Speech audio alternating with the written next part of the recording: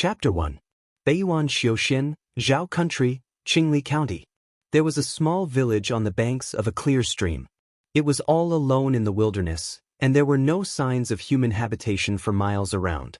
The village was called Xianxia Village, and there were about 100 families in the village. There was a little boy at the east end of the village. He walked along the riverbank with his hands behind his back like an adult. It was already autumn, and the riverbank was filled with reed flowers.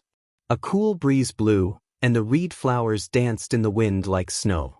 There was no farmland 1 mile away from the village, and there were only clusters of shrubs.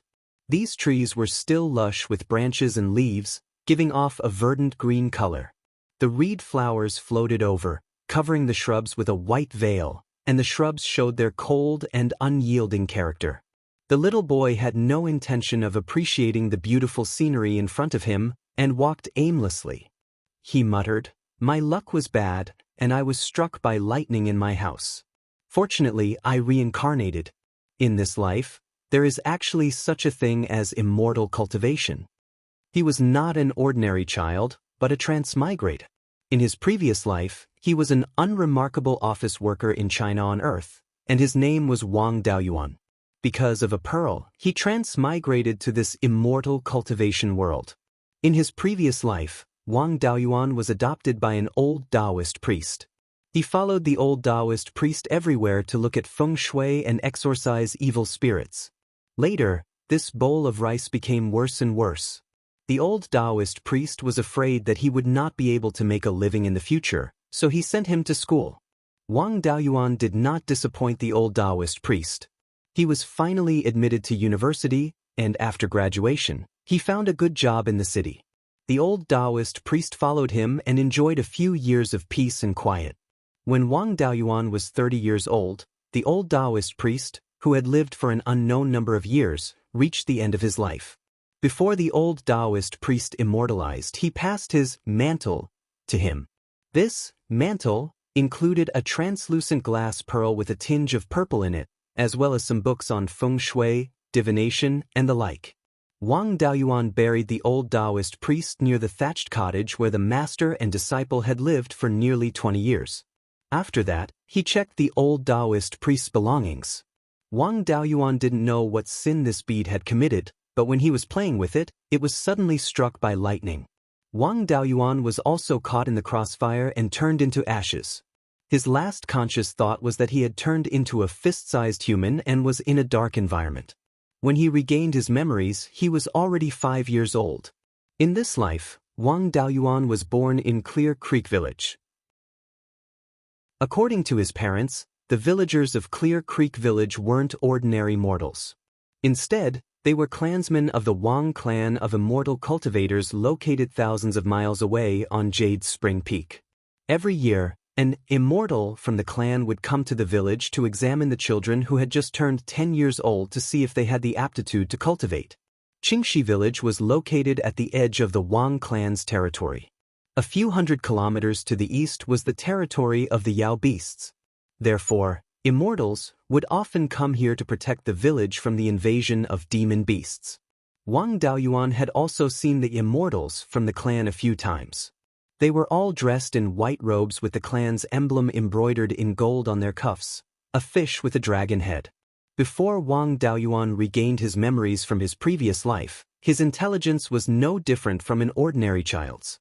His parents also told him not to be disrespectful to the immortals, so he didn't dare to get too close to them. Without realizing it, Wang Daoist had already walked 2 to 3 kilometers away. Wild beasts and even demon beasts often appeared in the vicinity of the village. However, they were afraid of the immortals and didn't dare to casually attack the village.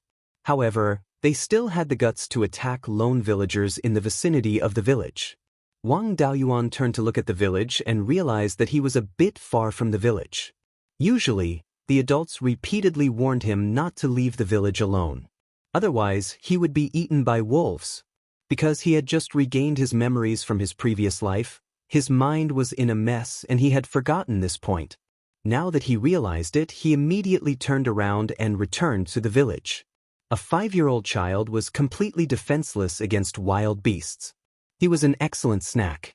Wang Daoyuan had only taken a few steps when he heard the sound of trees breaking from the bushes about 30 meters behind him. He turned around and saw a black wolf leaping out from the bushes and pouncing towards him. In his previous life, he had followed the old Daoist and learned some things that were said to be immortal cultivation techniques. However, he didn't learn anything from them. He had also learned some martial arts, and 4 or 5 big men couldn't even get close to him. However, he was now only a 5-year-old child. No matter how good his martial arts were, without the support of his physical strength, it was impossible for him to beat a wolf. Wang Daoyuan had lived 2 lives and had followed the old Daoist for 30 years in his previous life. Naturally, he wasn't like ordinary people who didn't know what to do in the face of danger. Knowing that he couldn't beat this wolf, he could only run away and call for help. He ran into the bushes in front of him and shouted for help. The wolf's running speed was far faster than that of ordinary people, and its endurance was extremely strong. How could a 5-year-old child outrun a wolf? Although Wang Daoyuan was running in the bushes and relying on the dense branches of the bushes to block the black wolf's calf-sized body, the distance between him and the wolf was constantly shortening. In less than 20 breaths, the black wolf was less than 2 feet away from him. The black wolf suddenly pounced forward, opened its mouth, and bit Wang Daoyuan. Wang Daoyuan felt a sense of powerlessness in his heart. In my previous life, I was struck by lightning and was reincarnated into the cultivation world. I wanted to make a name for myself, but I didn't expect to die in the mouth of this beast like a coward. At this critical moment, a black shadow rushed out from the side and pounced on the black wolf, directly hitting its waist. At this time, the black wolf's saliva had dripped onto Wang Daoyuan, but it was knocked back more than 3 meters by the black shadow. The black shadow landed on the ground. At this time, Wang Daoyuan recognized that it was his dog, Dahe. Dahe bared its teeth and growled threateningly, staring at the black wolf. All wolves had a copper head, iron brain, and tofu waist. The black wolf's waist was hit and injured. At this moment, its posture was a little strange, but it did not leave. It bared its teeth and showed its strength to Dahe. Seeing this, Wang Daoyuan immediately hid behind Dahe, picked up a stone about the size of his fist, and was ready to throw it at the black wolf. Although the black wolf was hit by Dahe and its waist was injured, it still had most of its fighting strength. Just now, it did not fight with Dahe head-on, so it did not know the strength of Dahe. It was unwilling to leave like this. Suddenly, the black wolf took the initiative and rushed to Dahe. Wang Daoyuan immediately threw the stone in his hand at the black wolf's head. Although the force was very small, the black wolf still dodged subconsciously. Dahe seized the opportunity and pounced on the black wolf and bit the back of its neck. The wolf and the dog bit together. Dahe was much weaker than the black wolf in size and strength, but the black wolf's waist was injured, and Dahe took the initiative to bite the back of its neck. After biting for 30 or 40 breaths, the wolf and the dog separated with a few more wounds on their bodies. They were evenly matched. The black wolf panted for a while and was about to pounce again. When it saw Wang Daoyuan holding another stone in his hand, it hesitated. If it continued to fight, the black wolf could indeed win, but it would also be seriously injured. It was a lone wolf, and serious injury meant death. It was absolutely not worth it to be seriously injured in order to eat such a little kid. The black wolf made a forward movement, and Dahe was also ready to fight back. Wang Daoyuan threw the stone in his hand again, but the black wolf turned around and ran away. The man and the dog were a little confused. When they came to their senses, Dahe got up and was about to chase it. Wang Daoyuan said, "Dahe, don't chase it. Let's go home quickly." As soon as the black wolf ran a few feet away, a long blue sword fell from the sky and nailed the black wolf to the ground. The black wolf struggled a few times and stopped moving. New book, please collect and recommend. Chapter 2. An immortal in a white robe appeared. He walked to the black wolf, pulled out a long sword, and asked, "What's your name, little guy?" Before Wang Daoyuan could answer, Dahe shouted at the immortal, timidly. Wang Daoyuan was afraid of angering the immortal, so he quickly stopped Dahe and answered respectfully, "My surname is Wang, and I haven't been given a name yet." My parents call me Erwa. The Immortal picked up the black wolf's body with one hand and touched the bag at his waist. The black wolf, which was as big as a calf, disappeared instantly. He said with a smile, "You deserve to be a member of the Wang family. You have guts. You didn't panic when you encountered a wolf with some spiritual intelligence. You forced the black wolf to retreat with only a black dog. You are so brave and resourceful at such a young age. If you can embark on the road of cultivation, your future will be limitless. This dog is also good. It already has some spiritual intelligence. If it had lived in the family since childhood, it might have been a first-level spirit beast." After that, he turned and walked to Qingxi village. Wang Daoyuan and Dahe followed him respectfully. At this time, Wang Daoyuan dared to look at the Immortal. The Immortal carried a long sword on his back and a gourd on his waist. His hair was messy, and his white robe had not been washed for many years. Because of the special material, it had not changed color, but it was obviously covered with dirt. From time to time, there was a strange smell mixed with rancid and alcohol. The Immortal sent Wang Daoyuan home. Wang Daoyuan's parents were worried when they saw that Dahe was injured and Erwa was in rags. When they saw that they were brought back by the Immortal, they immediately imagined that Erwa and Dahe were attacked by wild beasts and were saved by the Immortal. They knelt to the Immortal and said, "Thank you for saving my Erwa." The Immortal waved his hand and a gust of wind blew over, helping the two of them up. He said, "This is not my work. This kid and your black dog worked together to chase away a wolf. When I arrived, the wolf was already about to escape. Without me, this kid would be fine." Seeing such a method, Wang Daoyuan was very envious and wished he could start cultivating immediately. It was a pity that he was only 5 years old, far from the age of having his spiritual roots tested. He asked tentatively, "Immortal, can I cultivate now?" The deity said without hesitation, "How old are you?" In the cultivation world, it was not unreasonable for children to start cultivating at the age of 10. Firstly, children before the age of 10 were not intelligent enough and could not fully understand the knowledge of cultivation. Secondly, children's bodies were too weak and could not bear the power of spiritual energy. However, seeing that you were able to deal with that black wolf without panicking in the face of danger, your intelligence should be enough. Although your physique looks good, it doesn't necessarily meet the requirements. After all, you should only be 5 or 6 years old. Wang Daoyuan hurriedly said, "I'm determined to cultivate. I hope Immortal can grant my wish." "I'll give you a chance then." The Immortal took out a book and said, "This is the meridian opening technique, the most basic cultivation technique for immortal cultivators. It is used to open up the 8 extraordinary meridians. If you can sense qi, it means that you have spirit roots and can cultivate. If you can't sense qi, then you don't have spirit roots and are just immortal. I have to remind you that although your physique is stronger than your peers, you may not be able to withstand the impact of spiritual energy. If your body can't withstand it, it may leave behind hidden injuries or even directly become a cripple. Do you still want to cultivate?" Wang Daoyuan firmly replied, "I'm willing." Under the guidance of the Immortal, Wang Daoyuan began to cultivate the meridian opening technique. 2 hours later, Wang Daoyuan felt a weak warm current in his abdomen and told the Immortal. The Immortal hiccuped and said, "Don't talk nonsense. You can sense qi in 2 hours. Either I was drunk and heard wrongly, or you peed in your pants. Otherwise, where did the warm current come from?" Although he said that, the Immortal still carefully checked Wang Daoyuan's body and found that Wang Daoyuan had really cultivated a trace of spiritual energy.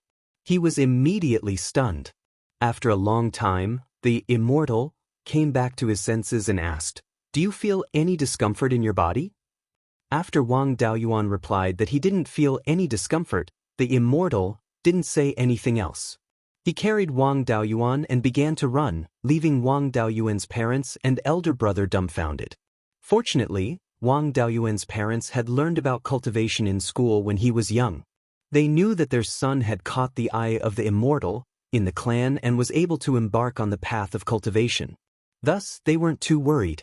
After a day of trekking, the Immortal brought Wang Daoyuan back to the Jade Spring Peak and reported the situation to the elders.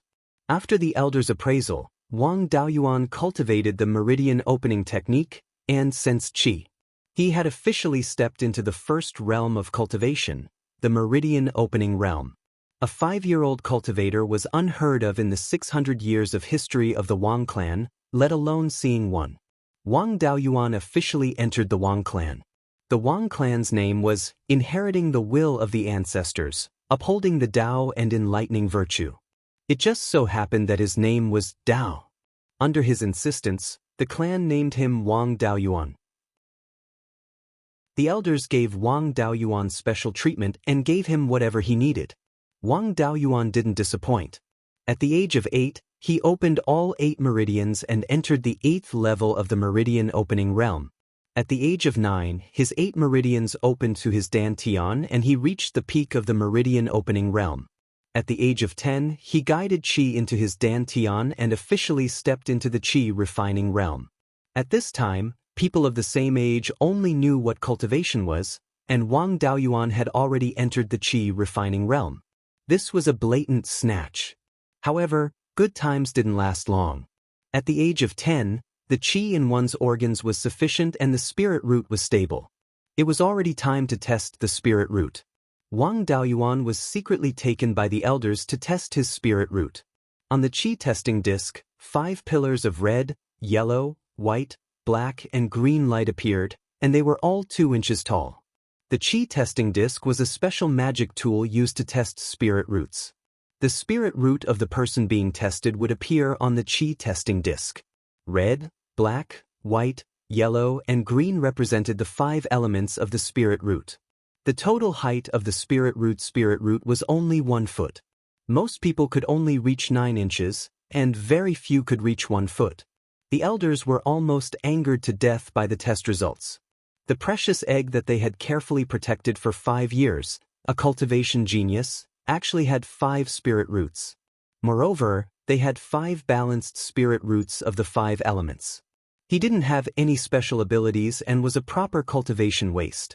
His previous cultivation speed was extremely fast because he was born with Xiantian qi. By borrowing Xiantian qi to cultivate, his cultivation speed was faster. However, Wang Daoyuan seemed to have a bit more Xiantian qi, causing his early cultivation speed to be comparable to celestial spirit roots. Celestial spirit roots were a single spirit root, and the height of the spirit root was no less than 9 inches. As he grew older, his Xiantian qi would gradually dissipate, and his cultivation speed would become slower and slower. When he was 12 years old, his Xiantian qi would completely disappear. The Xiantian qi's increase in cultivation speed would also disappear. From a genius to a waste, Wang Daoyuan's position in the clan took a turn for the worse. Fortunately, this was a cultivation clan and not a sect. What was the most important thing in a cultivation clan?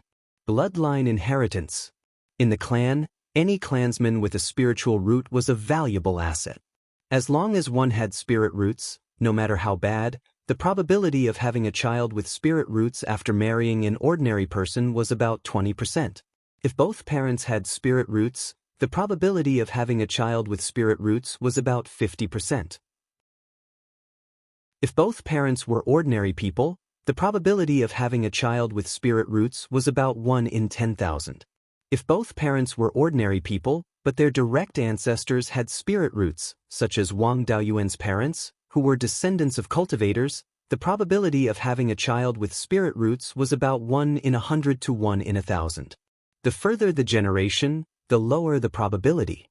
There wouldn't be any obvious difference between a child with 5 spirit roots and celestial spirit roots. Therefore, after being found to have 5 spirit roots, Wang Daoyuan didn't receive any harsh reprimand and continued to cultivate in the Immortal's cave on Jade Spring Peak. However, he was no longer provided with additional resources like before. Newcomer's new book, please collect and recommend. Chapter 3. In the blink of an eye, 6 years had passed.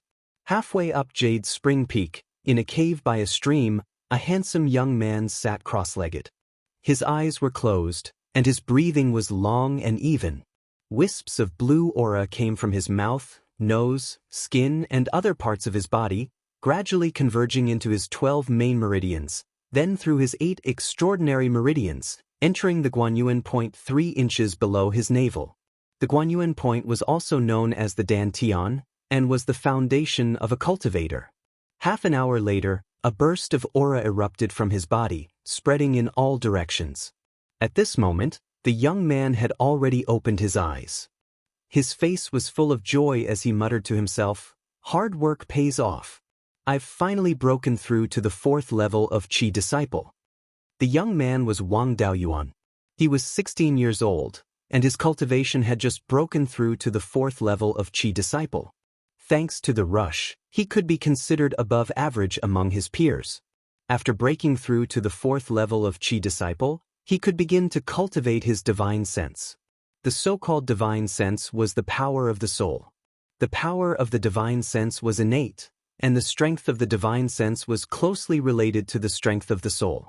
Cultivating the divine sense was also a process of strengthening the soul. For cultivators, even if they didn't deliberately cultivate their divine sense, as their cultivation level increased, their divine sense cultivation would also gradually increase. Of course, with the cultivation method, the cultivation of the divine sense would increase even faster. The relationship between the cultivation of the divine sense and the soul was like the relationship between the cultivation of spiritual energy and the physical body. Wang Daoyuan grew up on Jade Spring Peak. For more than 10 years, what he learned and saw was all about cultivation, so he naturally knew the importance of the divine sense. Thus, after consolidating his cultivation a little, he hurriedly rushed to the Hidden Scripture Tower.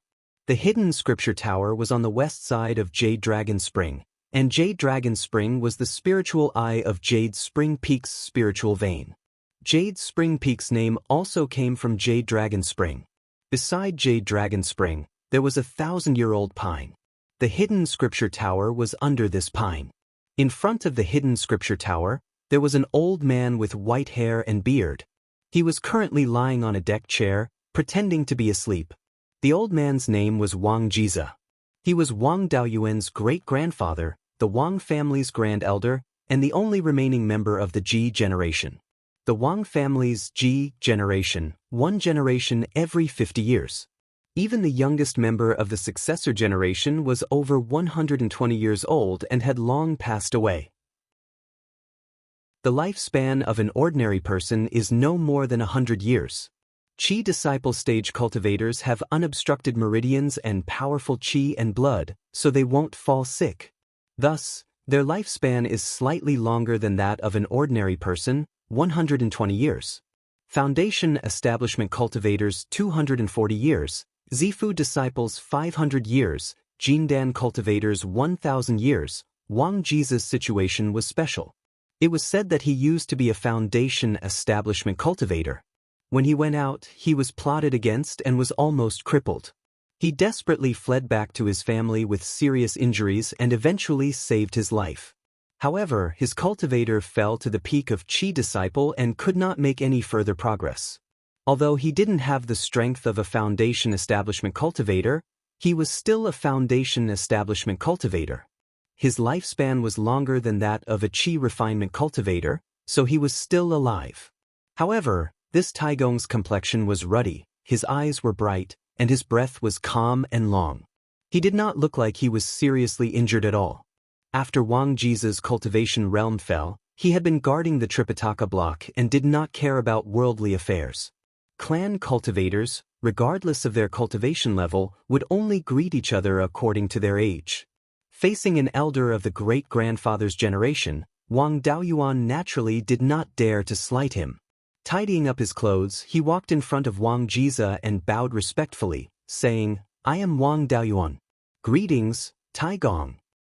"It's you, little fellow." Wang Jiza opened his eyes and said amiably, "Not bad, you've broken through to Qi disciple level 4. Although your breath has just stabilized, there is no sense of emptiness.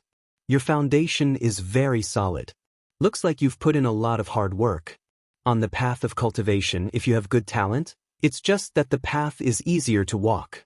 How far you can walk depends on your perseverance and luck. Although your talent is not good, if you work hard, it's not necessarily impossible for you to achieve something. Wang Daoyuan bowed once more. Thank you for your teachings, Tai Gong. Wang Jiza waved his hand, saying, there's no need to be so formal. You've just broken through to Qi Disciple Level 4. You're here to find a way to cultivate your divine sense, right? Our Wang family is a small family and we don't have any powerful techniques. There's only one way to cultivate your divine sense, and it's with me. Write it down and go back to cultivate. Remember, don't spread it. Learning this method requires 100 clan contribution points. You're not of age yet, so don't bother. Finishing, he took out a jade slip and handed it to Wang Daoyuan. Clan contribution points are the currency used within the Wang family. They are given out according to the clan members' contributions to the family. They can also be exchanged with spirit stones. One spirit stone can be exchanged for 1 contribution point. Wang Daoyuan placed the jade slip between his eyebrows. A moment later, a scripture appeared in his mind. It's called Soul Forging Art. Holding the jade slip with both hands, he handed it back to Wang Jiza. He bowed again, saying, I've remembered it. Wang Jiza put away the jade slip, saying, you're learning the path of talismans. For you, your divine sense is more important. The strength of your divine sense directly affects the success rate of talisman crafting. Go back and cultivate well. If you have any questions, you can come here and ask me. After the Wang family's disciples reach the age of 14, they have to learn the 100 arts of cultivation without affecting their cultivation. Clan members like Wang Daoyuan have no hope of reaching foundation establishment. Most of them put their energy into the 100 arts of cultivation to earn resources and prepare for the next generation.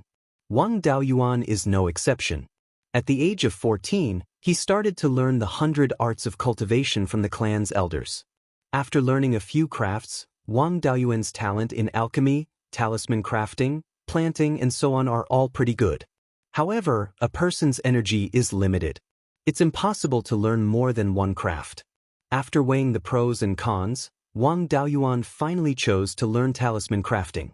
The benefits of talisman crafting are far less than alchemy, but talismans can directly increase one's fighting strength.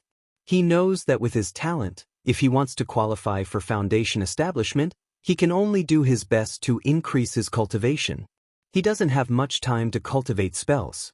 His own fighting strength won't be too high. He can only make up for it with external help. Talismans are the only method that can directly increase one's fighting strength without relying on one's own cultivation. Using talismans only requires a bit of spiritual power or spiritual power. Even a Qi refining cultivator can easily use a second-rank talisman with power comparable to a foundation establishment cultivator. Moreover, the cost of talisman crafting is much lower than alchemy and tool crafting. It's suitable for a poor person like Wang Daoyuan. After making his choice, Wang Daoyuan follows the clan's elder who is good at talisman crafting, 9th uncle Wang Jida, to learn talisman crafting. In the past 2 years, he learned to craft talisman paper with several kinds of spiritual herbs, spirit ink with demon beast blood essence or cinnabar, recognize all kinds of common first-rank talismans, and practice drawing talismans. Of course, he only practiced drawing talismans with mortal brushes, ink, paper, and inkstone. Talisman paper and spirit ink can be sold for money. Naturally, it's impossible to let an apprentice squander them. Wang Daoyuan is not an obedient child. After a year of learning, he learned how to craft talisman paper and spirit ink, and basically mastered common first-rank talismans. He also asked a clan member who went out to do business to buy a poor-quality talisman brush and officially started to craft talismans. Maybe it's because he learned talisman crafting from the old Daoist in his previous life, but Wang Daoyuan's talent in talisman crafting was much stronger than imagined. In only 3 days, he successfully crafted a first-rank low-grade talisman. Wang Daoyuan returned to his cave and immediately started to comprehend the soul forging art. After all, it's related to how far he can go on the path of talisman crafting in the future. He can't ignore it. The content recorded in the jade slip is not much, only about 5,000 words. The first 1,000 words describes some basic knowledge and usage skills of divine sense. The next 1,000 words is the main text, recording the specific method of cultivating the soul. The last 3,000 words are the cultivation experiences of the clan's elders. This is also a reflection of the clan's foundation. With these experiences, cultivators will take fewer detours. After browsing, Wang Daoyuan restrained his mind and started to practice the first step of divine sense cultivation, introspection. A person's soul is hidden in the Niwen palace between the eyebrows, which is also called the Sea of Consciousness. Divine sense cultivation is carried out in the Sea of Consciousness. Therefore, before cultivating divine sense, one must first look into the Sea of Consciousness and find a place to cultivate. According to the method recorded in the soul-forging art, he restrained his mind and focused on the Niwen palace. In just a moment, Wang Daoyuan saw a gray world. Looking in all directions, it was gray everywhere, as if there was no end.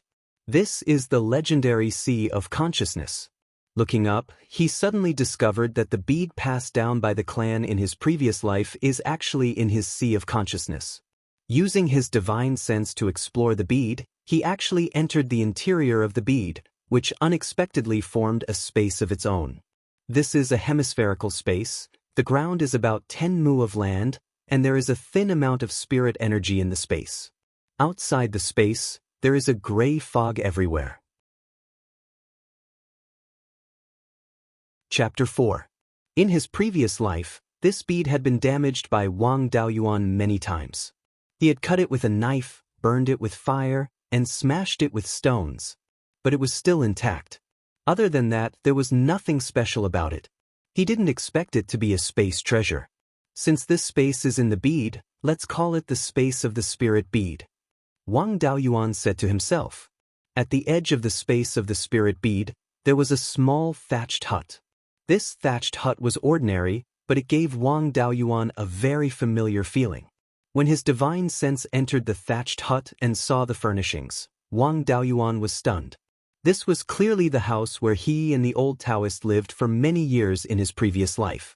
It was in this thatched hut that he was struck by lightning when he was counting the old Daoist's belongings. In the middle of the house, there was an old square table. Behind the wall, there was an offering table. On the offering table, there was a memorial tablet with the words, "Late Master Wang Gongwei Yan's Memorial Tablet," written on it. Everything was the same as before, but the old Daoist had long been immortalized, and he had been reincarnated into another world. On the square table, there were a few old thread-bound books left behind by the old Daoist. Wang Daoyuan's mind moved, and one of the thread-bound books disappeared from the space and appeared in the hands of the original body at the same time. After that, the book disappeared from his hands and reappeared on the square table in the space. It was obvious that the space of the spirit bead could store items. Wang Daoyuan was very excited. A space of 10 acres, hidden in his Sea of Consciousness. Even if it could only store items, it was a treasure. Wang Daoyuan tried to put his body in, but no matter how he urged his divine sense, there was no movement. It seemed that he couldn't enter the space. After cultivating in the family for more than 10 years and reading all kinds of books, Wang Daoyuan had a lot of knowledge about space treasures. There were many space treasures in the immortal cultivation world, and the lowest level was the storage bag. The storage bag space was not big, and there was a limit to its capacity. If it stored too heavy items, it would cause the space in the bag to collapse. However, the storage bag was only the lowest level space treasure. The principle was to use secret techniques or refining inscriptions to distort space, turning a small space into a large space. A second-tier blacksmith could refine it, and there were no special requirements for the materials. As long as it was sturdy, the price was also very low. The commonly seen storage bags on the market were only 10 feet square and could store items weighing 300 to 500 kilograms. They were worth a few spirit stones. Some of the better storage bags were 20 feet square and could store items weighing 1,000 kilograms. They cost dozens of spirit stones. This kind of storage bag was relatively rare and was very difficult to obtain for chi refinement cultivators. It was commonly used by foundation establishment cultivators. If he wanted more space and heavier things, the demand for refining materials would be greatly increased. The cost-performance ratio was far better than carrying a few more small storage bags. The more advanced ones were called advanced space treasures, such as interspatial rings and interspatial bracelets. There was no weight limit for storing items, and the internal space was usually more than 5 square meters. Refining this type of spatial treasure required materials with spatial attributes, such as void stone, void willow, and so on. In addition, high-grade spatial treasures had extremely high requirements for the crafting skills. There were very few craftsmen who could craft high-grade spatial treasures. Thus, these types of treasures were extremely rare, and most Zifu disciples were unable to obtain them. The most advanced ones were the top-grade spatial treasures. The internal space was a complete small world, and living creatures could live and reproduce in it. However, this kind of treasure only existed in legends. It was refined by immortals who had transcended reincarnation by collecting natural small worlds. As for the refining method, it was even more unheard of. In addition, there was a special spatial treasure, Spirit Beast Bag. Although the Spirit Beast Bag could also store living creatures, it was not the same as the top-grade spatial treasures. The Spirit Beast Bag could only ensure that living creatures would not die. It did not even have space to move, let alone reproduce. The Spirit Beast Bag was generally a low-grade spatial treasure on the same level as the storage bag, but it could carry more weight and cost more. There were also a few high-level spatial treasures. The space of the Spirit Bead was larger than that of ordinary interspatial rings. Moreover, it was not like the interspatial rings, where the inside was only pitch black. Instead, there was clearly visible soil and thin spiritual energy. Although there was no sun, moon, or stars, it was not dark. The brightness was like the daytime in the outside world when it was rainy. Wang Daoyuan guessed that the space in the spiritual pearl was definitely more advanced than the ordinary interspatial rings. It might even be the legendary top-grade spatial treasure with a small world inside.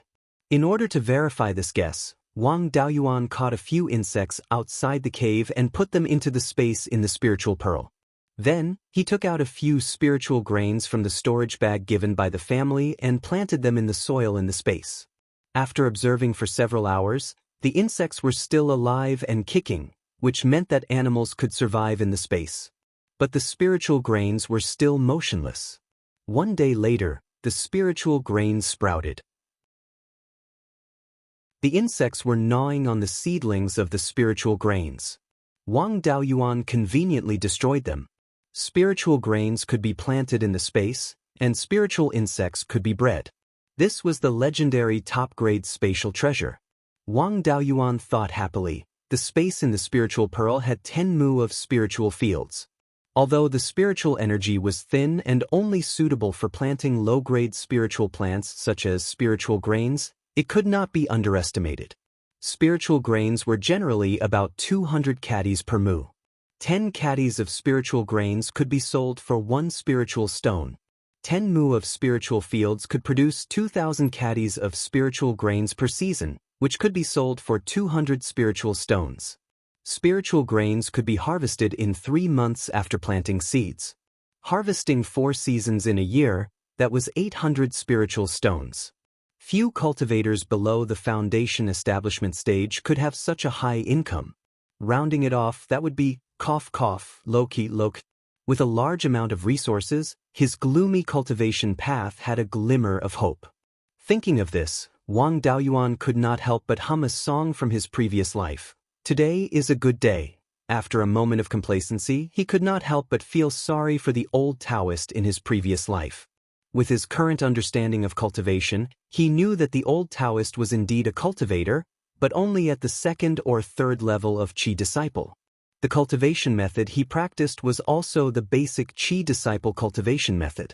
If the old Taoist could reach the 4th level of Qi disciple and cultivate divine sense, he would be able to discover the secret of the spiritual pearl.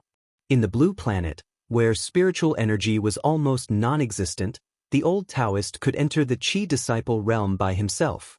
With the large amount of resources provided by the spiritual pearl, he could enter the Qi disciple realm without any difficulty. While feeling sorry for the old Taoist, he thought of the old Taoist's kindness in raising him and teaching him. His eyes could not help but blur. The past was vivid in his mind. When he was just beginning to remember things, the old Taoist began to teach him wholeheartedly. At the age of 5, he began to learn how to draw talismans, laying a solid foundation for becoming a talisman master in this life. At the age of 6, he taught him martial arts. At the age of 7, he taught him the ways of the world, such as being kind to others, shooting the bird that pokes its head out, and not showing off one's wealth.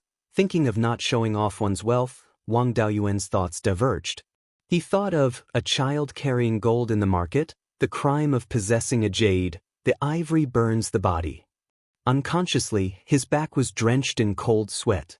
The Wang clan was only an ordinary foundation establishment clan. They only had one foundation establishment cultivator, Wang Jian. In the cultivation world, they could only be considered a low-level power. They were only stronger than loose cultivators and Qi disciple clans. With such little strength, they had the legendary top-notch spatial treasure. Not to mention the top-notch spatial treasure, even if they had an ordinary yin and yang ring, if it was leaked, the Wang clan would be exterminated. If he wanted to live, he absolutely could not leak any information. As a result, Wang Daoyuan's dream of selling spirit grains to earn a fortune of spirit stones was shattered. Because the price of spirit grains was low, but they were essential for low-level cultivators, the spirit grains produced by the various powers were all consumed internally. There was very little that was taken out for sale. Once Wang Daoyuan's thousands of kilograms of spirit grains entered the markets around the Wang clan, it would definitely cause a huge commotion. If there were any abnormalities, it would attract the attention of people with ulterior motives. Following the vine to the melon, it would be very easy to find the problem with the Wang clan and eventually find him. At that time, not only would his life be hard to protect, but his clan would also very likely be implicated. In order to ensure the safety of himself and his clan, he must not let others notice anything unusual about him. He must not attract the attention of outsiders. Holding a treasure but not being able to use it, this feeling was really like, how much worry can a gentleman have, just like a group of eunuchs going to a brothel. Chapter 5. After all, Wang Daoyuan is a transmigrator and has memories from his previous life. He pondered for a while and thought of a golden investment quote from his previous life. You can't put all your eggs in one basket. Since he can't sell large amounts of spirit grains, then he'll plant something else. Selling a variety of spirit herbs will have a much smaller impact than only selling spirit grains. The Wang family has 50 mu of spirit fields scattered throughout Jade Spring Peak. There aren't many types of spirit herbs planted. Among them, there are only spirit grains, yellow cloud grass, scarlet blood ginseng and a dozen other types of spirit herbs. Yellow cloud grass is the main ingredient for making grade 1 talismans. The rest of the spirit herbs are ingredients for refining spirit clearing pills, spirit gathering pills, rejuvenation pills and other common pills used by Qi disciple stage cultivators. As a member of the Wang family, and with his talent for talisman making, it's very likely that he'll become one of the pillars of the family's finances, one of them. Wanting to get the seeds of grade 1 spirit herbs shouldn't be too difficult. Having thought of a countermeasure, Wang Daoyuan's heart that's like a group of eunuchs going to a brothel once again heated up. Unable to hold back the excitement in his heart, he immediately ran out of the cave and went straight to the residence of the elder in charge of the spirit fields. The elder in charge of the spirit fields is called Wang Shui, ranked 12th in the Shui generation. He's the youngest and most talented elder in the family, not even 40 yet. He broke through Qi Disciple Stage 9 at the age of 25 and reached Qi Disciple Peak at the age of 28. He can break through foundation establishment at any time. However, the Wang family doesn't have a stable way to obtain foundation establishment pills. Without foundation establishment pills, the risk of breaking through by force is too great. Failing to break through means 9 deaths. Firstly, he's still young. As long as he breaks through before his qi and blood declines at the age of 70, it won't affect his chances of breaking through. Secondly, Qi disciple stage is the stage of laying down the foundation. The more you accumulate, the more solid your foundation is and the higher your chances of breaking through. Because of this, Wang Shui still hasn't broken through by force. In order to take care of this elder who's most likely to break through to foundation establishment, the family gave him the most leisurely position, general manager of the spirit fields. His main task is to check the output of the spirit fields every year. As long as it's within a reasonable range, there's nothing for him to do. The miscellaneous work is handled by the managers at various levels. This general manager is very famous in the family, but Wang Daoyuan has never seen him before. Because Wang Shui was dissolute and loved freedom, and it was difficult for him to improve his cultivation, he would wander around outside when he was free. He would only return to the mountain when there were important matters in the family. It was already the end of the year, and the family would check on the income and expenditure of the year. The chief steward of the spiritual fields had to be present, so Wang Shui was most likely on the mountain. Wang Daoyuan arrived at Wang Shui's abode. Just as he was about to knock on the door, he heard a lazy yet somewhat familiar voice. "Come in." Wang Daoyuan pushed the door open and entered the cave. Other than a stone couch, there were only wine jars, wine pots, and wine gourds. A white-robed man was lying on the stone platform with his legs crossed. He held a wine gourd in his hand and was pouring wine into his mouth. Wang Daoyuan was a little depressed when he saw the face of the man in white. It was the Immortal who had brought him up the mountain. He did not expect that the famous genius elder and his sloppy guide were actually the same person. Wang Daoyuan hurriedly bowed. Junior Wang Daoyuan greets 12th uncle. Wang Shui did not get up. He waved his hand and a wine gourd hanging on the wall flew towards Wang Daoyuan. "It's you, kid. Don't bother with those empty words. Drink first and talk later." Although Wang Daoyuan had never drunk wine before, it was not good to refuse a request. He took the wine gourd and drank a big mouthful. As the wine entered his throat, it was like swallowing a ball of fire. The fire burned down his throat. The burning sensation gradually subsided and turned into a warm current that flowed into his dantian. His cultivation had actually increased a little. This mouthful of wine was comparable to a day of meditation. After tasting the benefits, he raised his head and drank all the wine in the gourd. He felt like he had fallen into a furnace, but he did not feel drunk at all. "Ah, good kid. Good alcohol tolerance. As expected of the person I chose. Your future is limitless." Wang Daoyuan had a helpless expression. "So you judge a cultivator's future based on alcohol tolerance?" Wang Shui sat up from the stone couch and asked, "Kid, why did you come to find me?" Wang Daoyuan replied, "I want to grow spirit herbs and earn some extra money, so I came to find 12th uncle to ask for the seeds of rank 1 spirit herbs." Wang Shui patted the storage bag at his waist and took out a dozen egg-sized cloth bags. "The clan only has these dozen types of rank 1 spirit herbs. Take whatever you want."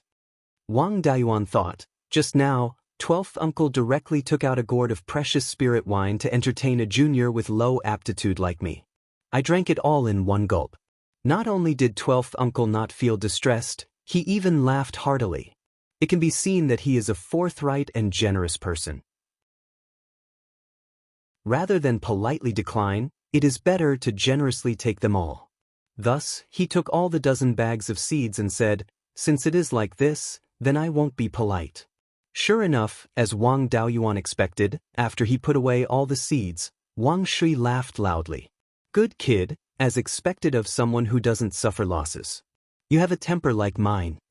Finished speaking, he took out a piece of paper from his storage bag and threw it to Wang Daoyuan. "Seeing that your alcohol tolerance is good, this is the recipe for the scarlet blood wine you just drank. Don't forget to give me a few jars of good wine." Spirit wine recipes were extremely precious. Not only did the recipe need the ratio of the spirit wine's ingredients, it also needed the production of the distiller's yeast as well as the brewing process. Distiller's yeast production was the most difficult. Creating a spirit wine recipe from nothing consumed a lot of manpower and material resources. It was much harder than developing a pill recipe of the same rank.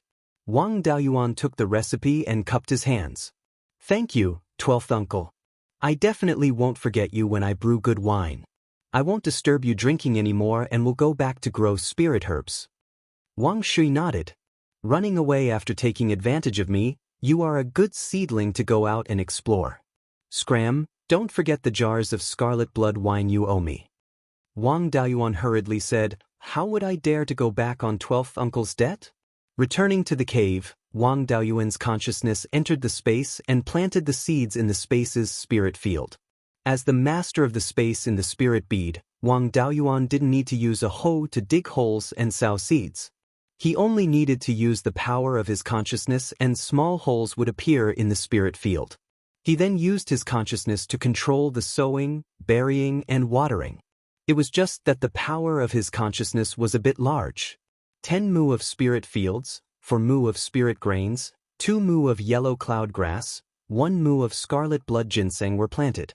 The remaining 3 mu of land were divided equally among other spirit herbs. Because he lacked experience in planting, Wang Daoist didn't dare to plant all the seeds he just got. He only planted a bit of most of the spirit herbs to accumulate experience.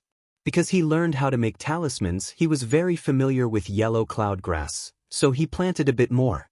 Moreover, he knew how to make talisman paper, so he could produce and sell it himself. He could make talisman paper and then refine talismans. This could increase his income and he didn't need to directly sell yellow cloud grass, reducing the risk of being noticed. It was killing 2 birds with 1 stone.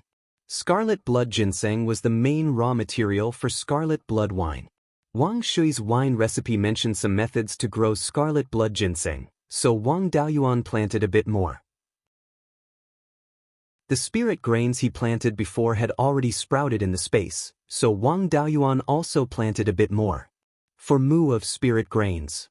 In the future, he would eat spirit grains every day and sell the rest in batches. It shouldn't cause too much of a stir.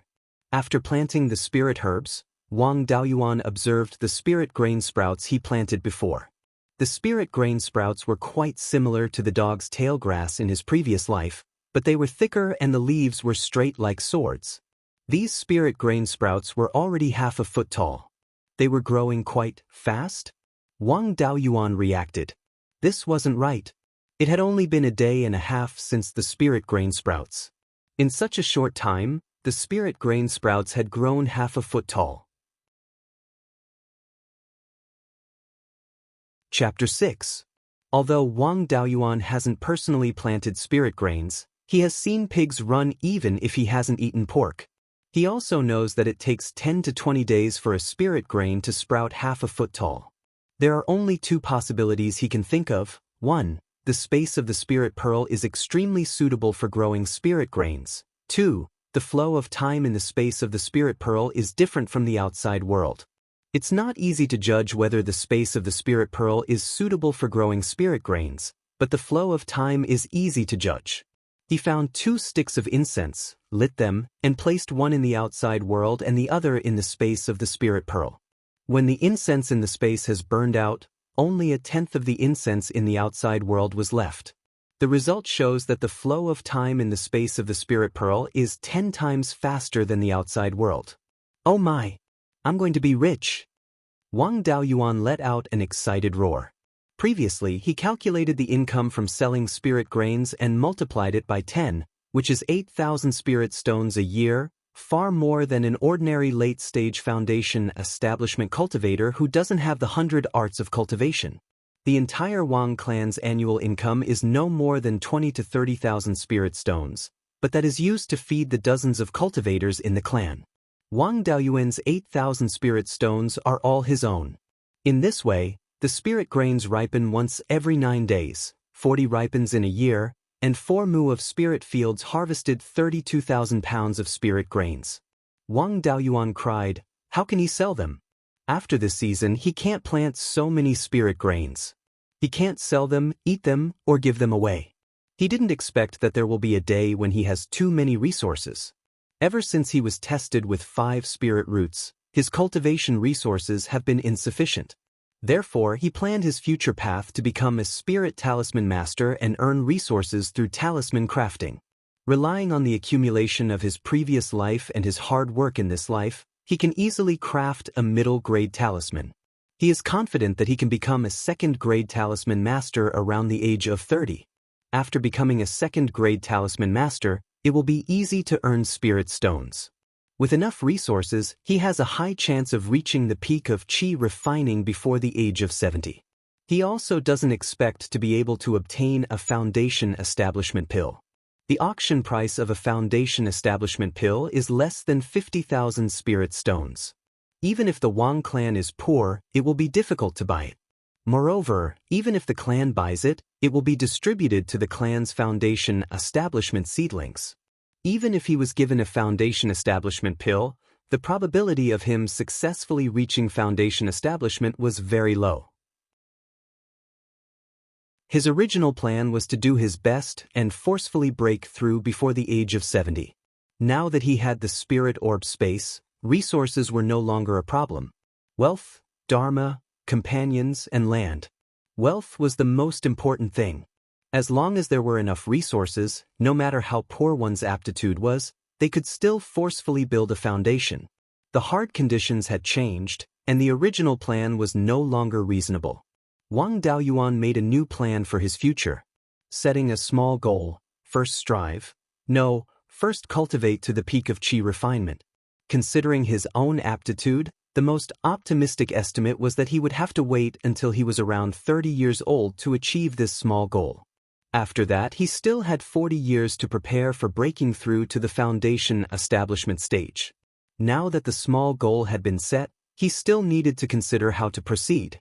According to the rules of the clan, before the children of the clan reached adulthood at the age of 20, they could stay in the ancestral land to cultivate and did not need to do anything. After the age of 20, he had to work for the family. Wang Daoyuan's previous plan was to continue staying at Jade Spring Peak and work hard to improve his talisman crafting skills. At the age of 20, he would leave the mountain and enter the Wang clan's shop to provide talismans for the clan. After becoming a second-rank talisman master, he would be able to become an elder of the clan like his ninth uncle, Wang Xiaod, and manage the clan's businesses. But now, if he continued to stay at Jade Spring Peak, it would instead delay his cultivation. This was because underage children could not leave Jade Spring Peak at will, and if they did not leave Jade Spring Peak, the spirit grains and spirit herbs planted in the spirit orb space would not be able to be sold. Wang Daoyuan could only watch helplessly as he guarded the large amount of spirit grains and spirit herbs. He could not exchange them for a single medicinal pill that could increase his cultivation. Wang Daoyuan was now a first-rank middle-grade talisman master. Technical talent. Aside from completing a certain number of talisman crafting tasks every month, there were no other restrictions when he worked in the shop. Thus, he would have enough time to sell the spirit grains and spirit herbs, and he could also purchase some of the more valuable first-rank spirit herbs. He made up his mind to find a reason to leave Jade Spring Peak as soon as possible and work in the clan's shop. In the blink of an eye, more than 10 days had passed, and the spirit grains in the spirit orb space had been harvested for a season. Perhaps because there were no insects in the space, the yield was not bad, with an average yield of more than 230 caddies per mu. After that, Wang Daoyuan only left 1 mu of land for planting spirit grains. Of the 3 mu of land that he cleared, 1 mu was planted with yellow cloud grass, and the other 2 were planted with scarlet blood ginseng. Today was the last day of the year. Although cultivators generally did not celebrate the new year like mortals, the Wang clan was a bit special, and they preserved the customs of mortals celebrating the new year. The founder of the Wang clan, Wang Qingzu, was originally the second generation of a wealthy family in the mortal world. Moreover, he was the only son in 1,000 hectares of land, so it was needless to say that he was doted on by his elders. Before the age of 20, Wang Qingzu had lived a simple and dull life all day long, with luxurious horses, luxurious cars, and flying eagles and dogs. Until the day he turned 20, the city where Wang Qingzu lived was suddenly trampled by a beast tide. His parents and relatives were buried in the demon's belly, and he was the only one who luckily escaped. Wang Qingzu swore to kill all the demon beasts to avenge the extermination of his clan. Later, he happened to obtain the inheritance of a rogue cultivator and stepped onto the path of cultivation. Although he started very late, Wang Qingzu was a cultivator with 2 spiritual roots. His water spiritual root was 8 inches and 9 fun, only a hair away from a heavenly spiritual root. his cultivation speed could be said to be extremely fast. He started cultivating when he was 20, and he successfully built his foundation before he was 40. He opened his purple palace in his 80s. Afterwards, Wang Qingzu hunted demon beasts everywhere and made a name for himself in the northern part of Zhao. The most powerful cultivation clan in Zhao, the Imperial Zhao clan, wanted to recruit him. Wang Qingzu's ancestors were once ministers of Zhao. His father named him Qingzu, hoping that he would be able to become a minister like his ancestors. In order to fulfill his father's dying wish and to find a backer, Wang Qingzu accepted the invitation and became a guest of the Zhao clan. Later, the demon beasts to the north of Mount Huiyan invaded Zhao. Wang Qingzu shone in the war against the demon beasts and made outstanding contributions. After repelling the demon beasts, the Zhao clan rewarded Wang Qingzu with a large amount of cultivation materials and also bestowed Jade Spring Peak to him.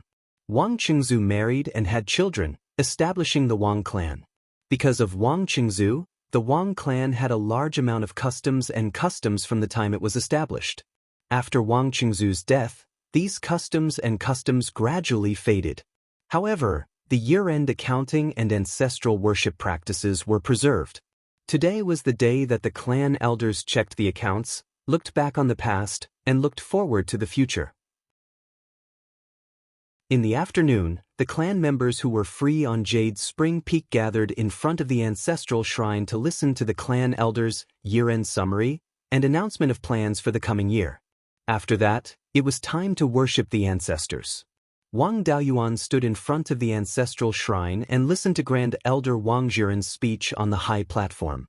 It was as if he had returned to his previous life, when he was listening to the leader's speech and couldn't find any interest in it. He was thinking about how to leave Jade Spring Peak early and go out to do things. After an unknown amount of time, Wang Daoyuan felt that his legs were a little sore. The Grand Elder finally finished his speech. Next, clan head Wang Jian walked forward and said, "Next, I'll say a few simple words." After listening for a while, Wang Daoyuan was just about to continue his daydream when the clan head's words lifted his spirits. He heard the clan head say, "This year, the clan bought a new shop in Clear Glass Market. We need 5 or 6 people to work there. Those with a skill will be given priority. If any of the clan's disciples are willing to go, they can report to the Grand Elder." After hearing this news, Wang Daoyuan, who was about to daydream, suddenly became excited. Someone gave him a pillow when he was about to doze off. It was simply the best excuse that fell from the sky. Chapter 7. Wang Daoyuan wished he could immediately rush forward and register with the first elder. However, the clan leader was still talking on the platform. Later, they still had to pay respects to the ancestors, so he could only suppress his urge to rush forward. By the time he finished the process of paying respects to the ancestors absent-mindedly, it was already midnight. Wang Daoyuan was so anxious that he couldn't wait until dawn. He immediately followed the first elder to the executive hall. The executive hall was where the elders handled the clan's affairs. Wang Daoyuan followed the first elder into the executive hall and found that there was already someone waiting. After that person bowed to the first elder, he said to Wang Daoyuan, "Seventh brother, why are you here?" Wang Daoyuan was ranked 7th among his peers, and the person talking to him was Wang Daoqing, who was ranked 4th. Wang Daoqing was the eldest grandson of 9th great-uncle Wang Shaod, and Wang Daoyuan learned talisman crafting from 9th great-uncle. The two of them often met, so they were very familiar with each other. Wang Daoqing had just turned 20 years old, and according to the clan's rules, he had to go out to do things. However, although Wang Daoqing had a second-rank talisman master as his grandfather, he himself wasn't cut out for talisman crafting. Moreover, he didn't know anything about the 100 arts of cultivation. His cultivation speed could be considered average, and he was currently at the 5th layer of qi refining. His only specialty was that he was tactful and experienced in dealing with people. He was a good seedling to be a shopkeeper. However, being a shopkeeper was a lucrative job. Moreover, it was a job that only people with experience and merit could do. It was impossible for him, a young brat, to be a shopkeeper. If he wanted to be a shopkeeper, he had to find a shop to gain experience. However, The relationships between old shops were complicated, and the shopkeepers focused on nurturing people who were close to them. It would be very difficult for him to make a name for himself. A newly opened shop didn't have that many relationships. It was easy to draw on a blank piece of paper, and it would be easier to make a name for himself. Therefore, he came to the executive hall early to register. Seeing his fourth brother here, Wang Daoyuan wasn't surprised. A new shop was a shortcut to making a name for oneself. Anyone with a bit of ambition wouldn't want to miss it. Wang Daoyuan replied, "Fourth brother, you're also clear about my situation. Continuing to stay in Jade Spring Peak would only be a waste of time. It would be better for me to leave earlier to do some work and save up more spirit stones for the next generation." The great elder returned to his seat and registered the two of them. When Wang Daoyuan announced that he was a first-rank low-grade talisman master, First Elder and Wang Daocheng were both startled. The First Elder asked, "What's the success rate of refining a low-grade Tier 1 talisman?" In order not to be in the limelight, Wang Daoyuan concealed a little bit of his strength and answered, "Just reached 40%. First Elder stroked his beard and said with a smile, "Not bad. Having such attainments at a young age, your talisman crafting talent can also be considered to be above average. However, you've just turned 16, which is still far from the age set by the family." Although the family did not explicitly forbid children under the age of 20 from going out to work, there was no precedent for this. "Are you going out of your own free will?" Replying to the great elder, "I did volunteer to go out in advance to do something." "That's good. Since you're willing, the clan rules don't explicitly forbid it, and the clan is short on manpower, we'll let you be. Since you're not yet 20 years old, you'll still receive 2 spirit stones per month for underage disciples. Go back and pack up. 3 days later, you'll go to Clear Glass Market with 9th brother." Wang Daoyuan let out a sigh of relief. He had finally taken the first step towards his small goal. He didn't have to worry about the spirit grains falling into his hands. After thanking First Elder, he hurried back to his abode. He actually didn't have much to pack. It was just some talisman paper, spirit ink, and a low-quality talisman brush. He threw them all into the hut within the space of the spirit pearl and finished packing. Jade Dragon Spring was located at the top of Jade Spring Peak. The water was abundant, forming a pond around half a mu in size around the spring. The spring water flowed out of the pond and rushed between the mountains. It was called Jade Dragon Stream. The stream water was rich in spirit energy and was very suitable for irrigating the spirit fields. Therefore, more than 80% of the Wang family's spirit fields were on the 2 banks of Jade Dragon Stream. The clan members' abodes were also on the 2 banks of the stream, places that weren't suitable for developing spirit fields. The stream water flowed to the foot of the mountain and gathered with several other streams, forming a pond. The shape of the pond was like a bow placed on the ground, hence the name Sleeping Bow Pond. The pond water flowed out in the southwest direction of Jade Spring Peak. This was Qingli River. Qingli Prefecture was named after Qingli River. Wang Daoyuan and more than 10 clan members followed 9th granduncle down Jade Spring Peak and came to Sleeping Bow Pond. At the southwest end of Sleeping Bow Pond was a ferry crossing called Sleeping Bow Ferry. Because most of the Wang family's disciples were in the Qi disciple stage and couldn't fly, most of them traveled by spirit ship. The spirit ship in front of them was 10 feet long and 3 feet wide. It was made of low-grade spirit wood and was sturdy and durable. The spirit ship could completely rely on the power of the water and could also be driven by spirit stones or cultivators' spirit energy. There were many rivers in Qingli Prefecture. Most of the clan's nests were on the banks of Qingli River and its tributaries. Large amounts of goods were transported by spirit ship. Jade Spring Peak was at the source of Qingli River, so the spirit ship didn't consume any spirit stones. The Wang family's ancestor, Wang Qingzu, spent his life either killing demonic beasts or on the road to kill demonic beasts. He could be said to be invincible in battle, but he didn't have any achievements in the 100 arts of immortal cultivation. He also didn't leave behind the 100 arts of immortal cultivation. The Wang family's 100 arts of immortal cultivation couldn't be ranked in the Qingli River area. Relying on the location upstream of Qingli River, The consumption of spirit stones for transporting large amounts of goods was small. Transporting stones, spirit ores, spirit wood and other bulky goods was the family's pillar industry. Qingli River's water flow was gentle. Relying on the power of the water alone, it would take 10 days to half a month for the spirit ship to travel from Jade Spring Peak to Qingli City. Wang Daoyuan and company had to do with the opening of the shop. They didn't have time to waste on the road. They took turns to use spirit energy to drive the spirit ship. In just a day and a half, Qingli City was already in sight. Qingli City was built by Wang Qingzu. Wang Qingzu made great contributions during the demonic beast invasion and obtained large amounts of resources. He built his clan on Jade Spring Peak. Before he was 200 years old, he broke through to the Golden Core stage and became the only Golden Core cultivator in Qingli Prefecture. However, the Wang family's population was never prosperous. Wang Qingzu also didn't have the intention to expand. This wasn't referring to the lack of descendants. Before Wang Qingzu was 200 years old, he had more than 20 sons and more than 10 daughters, but none of them were cultivators. It wasn't until he was 300 years old that he had his first cultivator son, Wang Zuxing. At this point, the Wang family's luck exploded. Wang Qingzu gave birth to several cultivator children. Those mortal children's descendants also produced many cultivators. In a few decades, the Wang family quickly grew into a cultivation clan with 50 to 60 cultivators.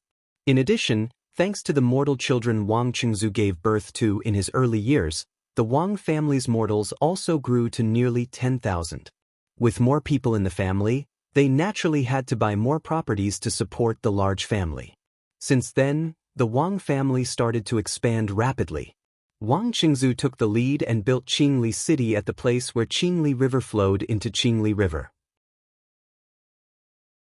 Because this was the Wang family's territory, 50% of the shop belonged to the Wang family. Qingli City brought a large amount of spirit stones to the Wang family. The Wang family used the city as a stronghold and expanded towards the lower reaches of Qingli River. In a few decades, the various factions of Qingli River region either formed an alliance with the Wang family or directly became their vassals. When the Wang family entered its heyday, Qingli Prefecture almost became the Wang family's fief. People called it Qingli Wang clan. Unfortunately, the good times didn't last long. 300 years ago, the Heavenly/Mountain Ranges demon beast rampage. The Zhao royal family resisted with all their strength. Although it was eventually settled, the Zhao royal family also suffered heavy losses. At this time, the three major sects took the opportunity to rebel and overthrow the Zhao royal family. Wang Qingzu, as a guest elder of the Zhao family, was also involved and died in battle. Wang Qingzu displayed his might in this battle. Together with his spirit beast, which was the Wang family's insignia, the dragonfish, he killed 5 golden core cultivators of the Cruel Sun Palace. After this battle, the Cruel Sun Palace, which was originally the strongest of the 3 major sects, became the last. After the battle, the Zhao family was destroyed. A portion of the family members escaped from the country of Zhao. The 3 major sects dominated the country of Zhao and wantonly slaughtered the subordinate forces of the Zhao family. The Wang family was also among them. Luckily, the one that took over Qingli Prefecture was one of the 3 major sects, the Netherworld sect. The Netherworld sect and the Cruel Sun Palace had always been at odds. Wang Qingzu slapped the Cruel Sun Palace's face, so the Netherworld sect liked the Wang family. Furthermore, Wang Qingzu was only a guest elder of the Zhao family and had no marriage relations. After the war, the Wang family asked someone to plead for leniency, so they were not exterminated. Furthermore, the Netherworld sect also prevented the Cruel Sun Palace from taking revenge on the Wang family. However, the Wang family also suffered heavy losses. More than half of the family's cultivators were lost. They also gave up a large number of mines, forests, and most of the shops in Qingli City. Only 5 shops remained, and the Wang family became a subordinate force of the Netherworld sect.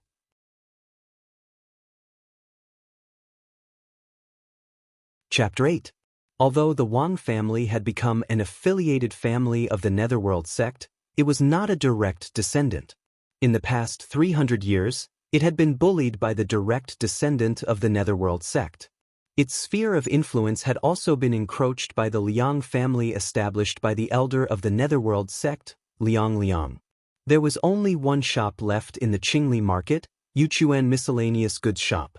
In the past 30 years, the three major sects had internal strife. The Netherworld sect was busy fighting for territory, and the Liang family's elder, the main force of suppressing the Wang family, was also transferred to the front line. The suppression of the Wang family was relaxed, and the Wang family's business improved a little. Now the Wang family had more than 60 cultivators and more than 100,000 mortals, and they had a new shop. The location of the Wuxia miscellaneous goods shop was excellent. It was just upstream of the three-forked estuary. On the left was the Qingli River, on the right was the Qingxi River, behind was the intersection of the two rivers, and in front of the door was a big road. In order to facilitate the transportation of goods, the Wang family built a small dock on the left side of the shop. The spirit ship sailed into the Qingli market and stopped at the small dock. Everyone got off the ship. Wang Jida introduced, "This is the only shop of our family. There are thousands of shops in the Qingli market, and none of them is bigger or better than our Wuxia miscellaneous goods shop." Hearing this, Wang Daoyuan looked around and saw that the whole Qingli market was divided into three parts by two rivers. The part where the Wuxia miscellaneous goods shop was located was the earliest part of the Qingli market, and it was also the most prosperous part. There were more than 600 shops, and it was called the Old Market. In the downstream of the three-forked estuary, the left side was called the Left Market, and the right side was the Right Market. There were about 200 shops on each side. The Left Market and the Right Market were newly built by the Netherworld sect after the decline of the Wang family. All the shops were owned by the Netherworld sect. There were more than 300 shops in the Old Market, which were taken by the Netherworld sect when they cleaned up the affiliated forces of the Zhao family. There were only a little more than 300 shops that did not belong to the Netherworld sect. The Netherworld sect accounted for 70% of the Qingli market, and the other forces accounted for 30%. Wang Jida continued, "The new shop of our Wang family is next to the miscellaneous goods shop. In the future, the family will transfer the talisman, elixir, and spiritual grass business of the Wuxia miscellaneous goods shop to the new shop. The Wuxia miscellaneous goods shop specializes in stone, ore, and spiritual wood business. Wang Jihe will be the manager for the time being. All of you must listen to the manager's arrangements." Everyone nodded, and Wang Jida led them to the new shop. He saw that the doors, windows, and pillars of the new shop had been repainted, and a plaque covered by a red cloth hung on the door. A person walked out of the house to welcome Wang Daoyuan and his group. This person was Wang Jihe, ranked 10th among his peers.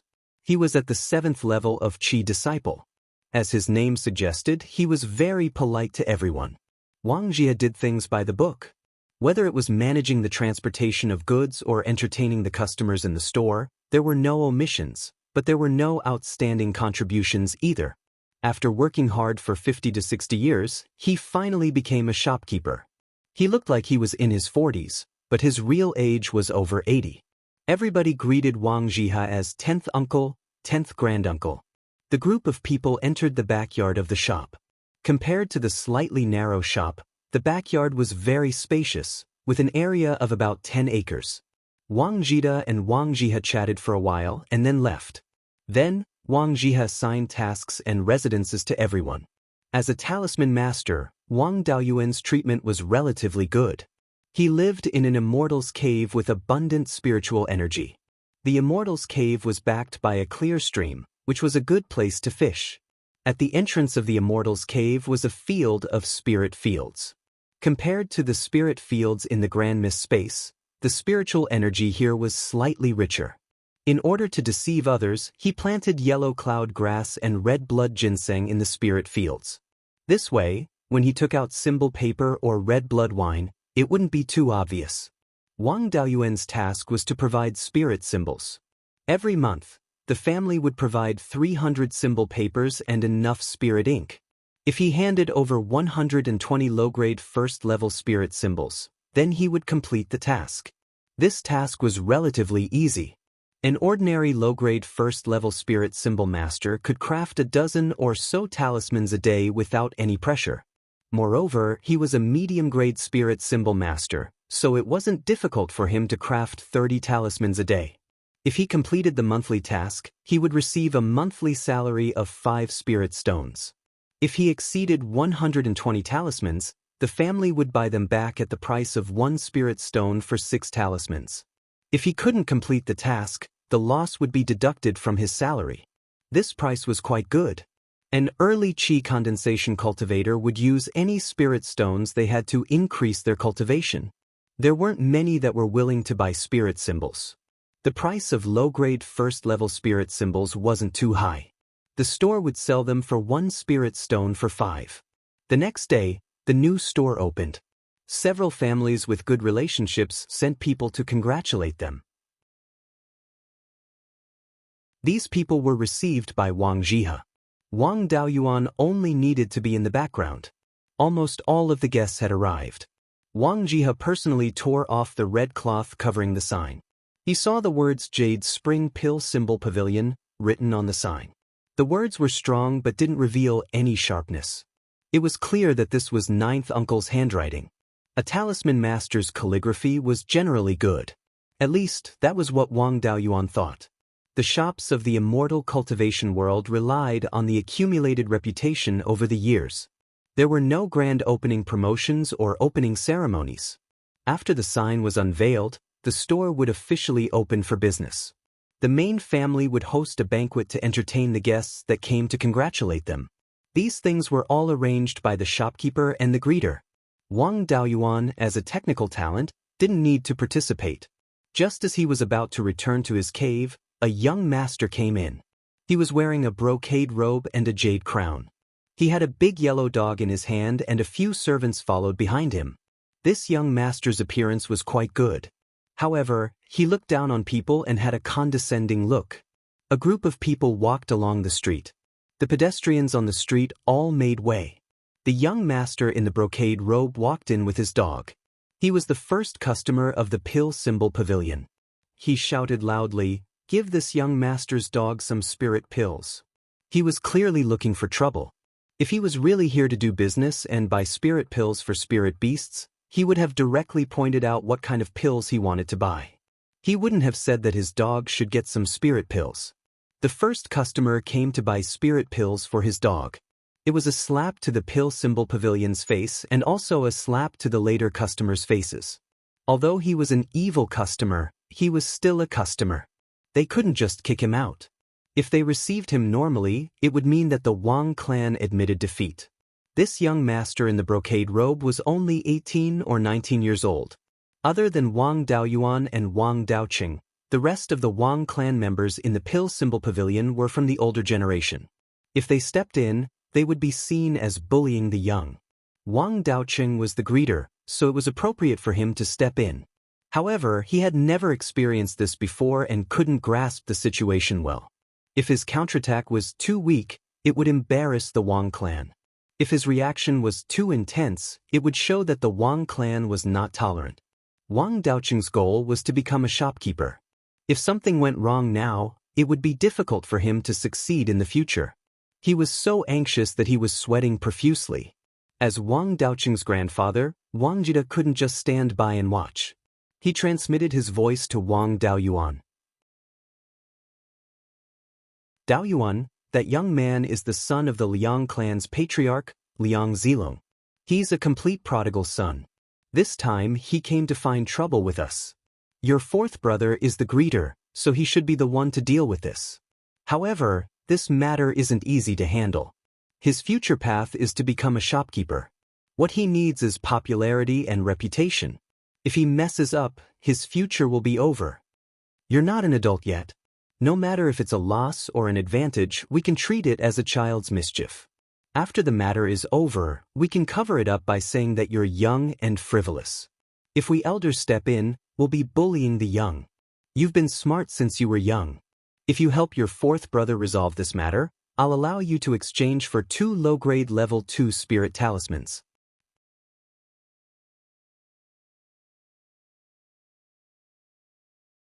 Chapter 9. Wang Daoyuan originally didn't plan on getting involved in this matter. It wasn't that he didn't care about the clan's interests, but that wasn't his duty. If he casually stepped in, it would be a slap to his fourth brother's face. Since ninth great-uncle wanted him to step in, there was no problem.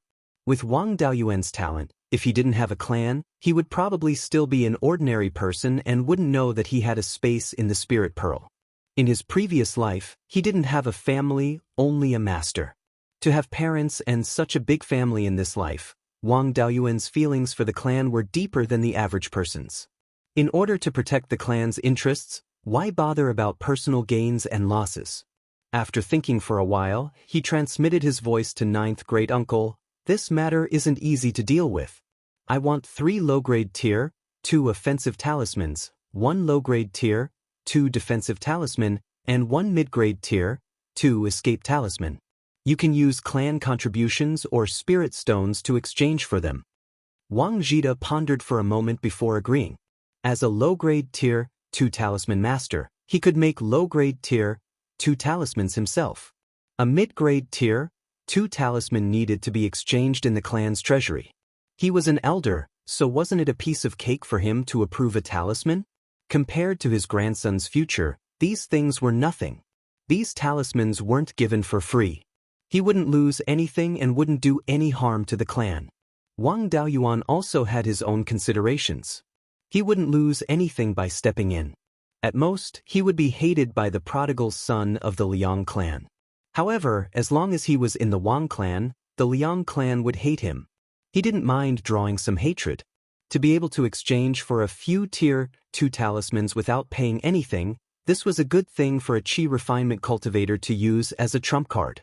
Studying tier 2 talismans would also greatly improve one's talisman crafting skills.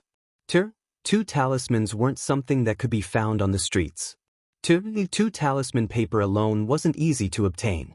Moreover, Wang Zhida's success rate in crafting low-grade tier 2 talismans wasn't too high. It was only 30%, barely reaching the minimum standard of a tier 2 talisman master. Only a small portion of the tier 2 talismans he crafted were sold. Most of them were placed in the clan's treasury for the clan's disciples to exchange for. Moreover, it wasn't something that ordinary people could exchange for. One had to go out to do extremely dangerous, important things, or make a great contribution to the clan. Now that there was this opportunity, how could Wang Daoyuan give it up? He walked in front of the prodigal, cupped his hands, bowed and said, "What would you like to order? Since you are our first customer, I'll give you a 20% discount." The prodigal shouted, "Are your ears stuffed with donkey hair? Didn't you hear me say that I'm going to give the dog some spirit pills?" Wang Daoyuan continued to ask. "I'm slow-witted and didn't understand young master's words. Are you giving the elixir to a human or a dog?" The prodigal said mockingly, "Is this the standard of your alchemy seal pavilion's ushers? It can't even understand the customer's request, so of course I'm going to give the dog some pills." As soon as he finished speaking, everyone burst into laughter. Even the prodigal's followers couldn't hold back their laughter. The prodigal wasn't a fool. He understood that he was being scolded, and he was the one who scolded him.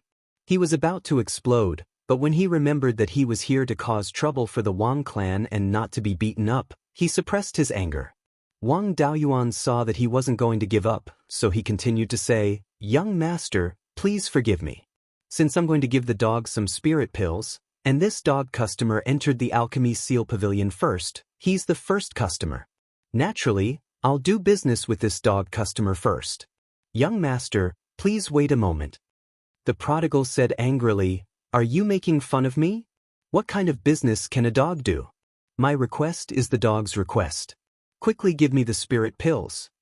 Wang Daoyuan saw that he couldn't suppress his anger, so he smiled and said, "I'm slow-witted.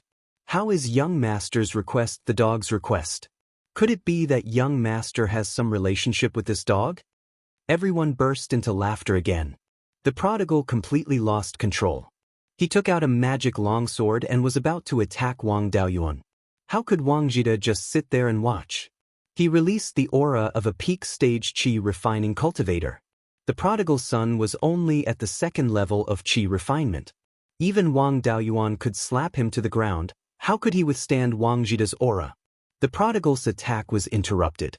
He couldn't stand steadily and almost fell. Luckily, a follower supported him.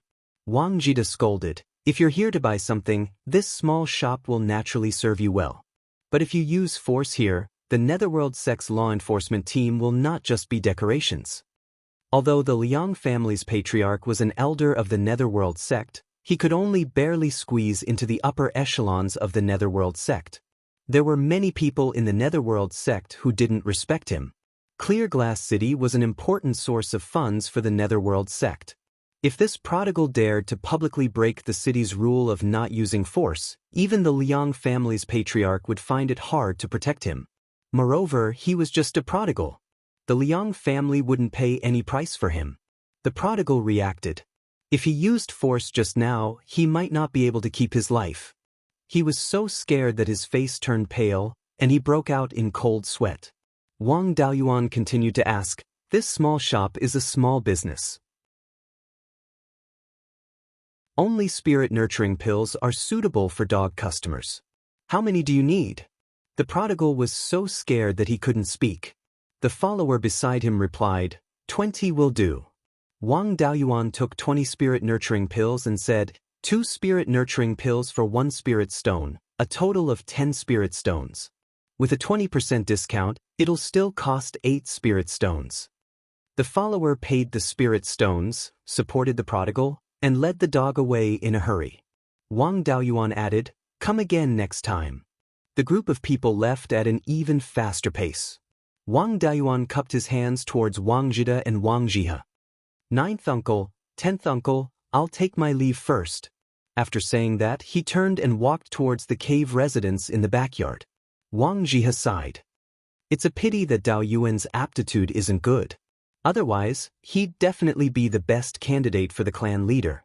Wang Jida sighed and said, "It's indeed a pity. This child's talent in talisman crafting is much stronger than mine, and he has deep feelings for the clan. With today's quick-wittedness, plus his experience in human relations far surpassing Dao Cheng, he'll be able to become a shopkeeper after a few years of experience. If he can reach foundation establishment, he'll indeed be the best candidate for the clan leader." Sigh, 8 or 9 out of 10 things don't go your way in life. How can everything go your way? At this time, Wang Daoyuan had already returned to the cave residence to complete the monthly talisman crafting mission. The clan mission required a 40% success rate, and his success rate in crafting a middle-grade first-tier spirit talisman was 60%. Among the middle-grade first-tier talisman crafters, he was at the top, and this was the result of using an inferior talisman brush. Now, with the high-grade first-tier talisman brush provided by the shop, a conservative estimate of his success rate in crafting a low-grade first-tier spirit talisman could reach 70%.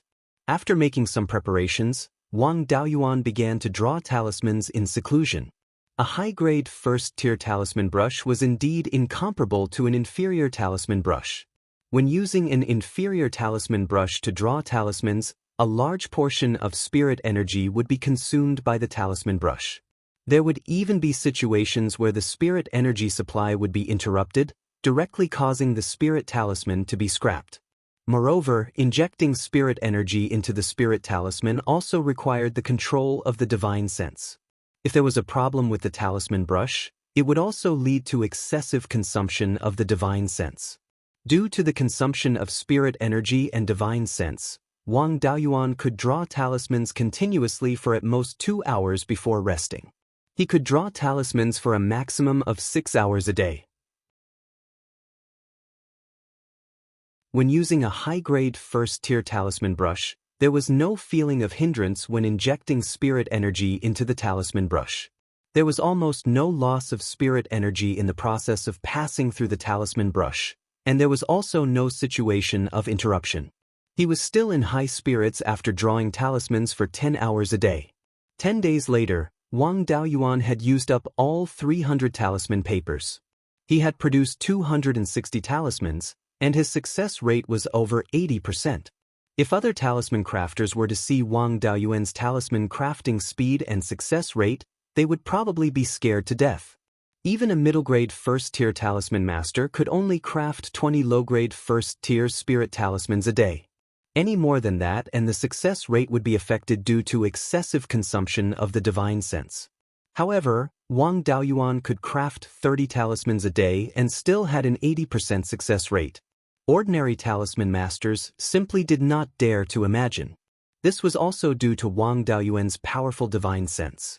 Perhaps it was because he had reincarnated and did not go through the process of the legendary underworld, or perhaps it was because of the spirit bead, but Wang Daoyuan's divine sense was very powerful, far surpassing cultivators of the same level. His ability to control spirit energy was also stronger. He was now at the 4th level of qi refinement, and his divine sense was no weaker than that of ordinary 7th level qi refinement cultivators.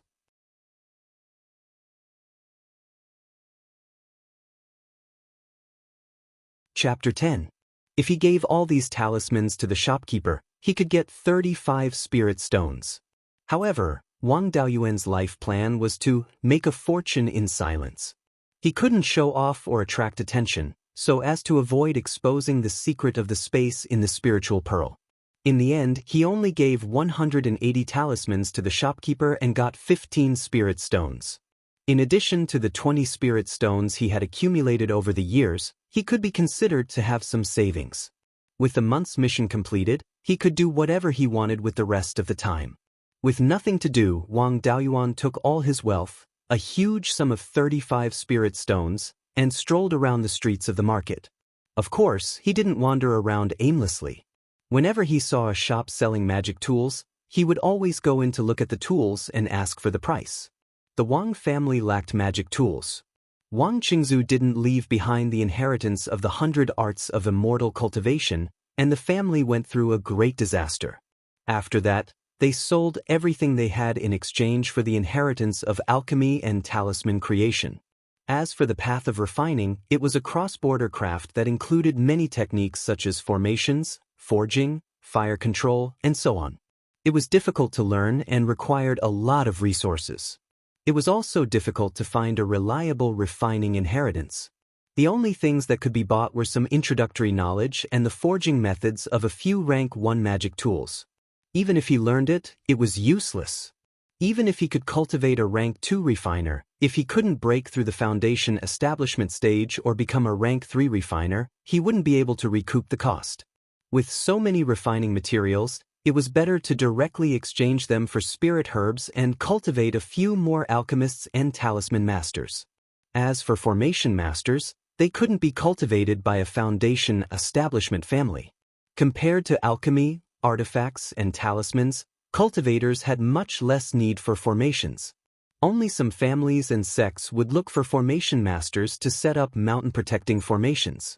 However, any force that wanted to find someone to set up a formation would look for a somewhat famous formation master. There was no room for low-level formation masters at all. Only some cultivators who had nothing to do would learn it as a hobby. They only hoped that they wouldn't be completely clueless when it came to formations. It didn't matter whether they could set up formations or not. The Wang family didn't have a refining inheritance, nor did they try. In addition, the family was suppressed previously and didn't have enough spirit stones. Therefore, the Wang family had a shortage of magical artifacts. Most of the underage disciples did not have magical artifacts, and Wang Daoyuan was one of them. After strolling around the streets for an entire day, Wang Daoyuan had a basic understanding of the prices of ordinary first-tier magic tools. The price of a first-tier magic tool was between 10 to 20 spirit stones.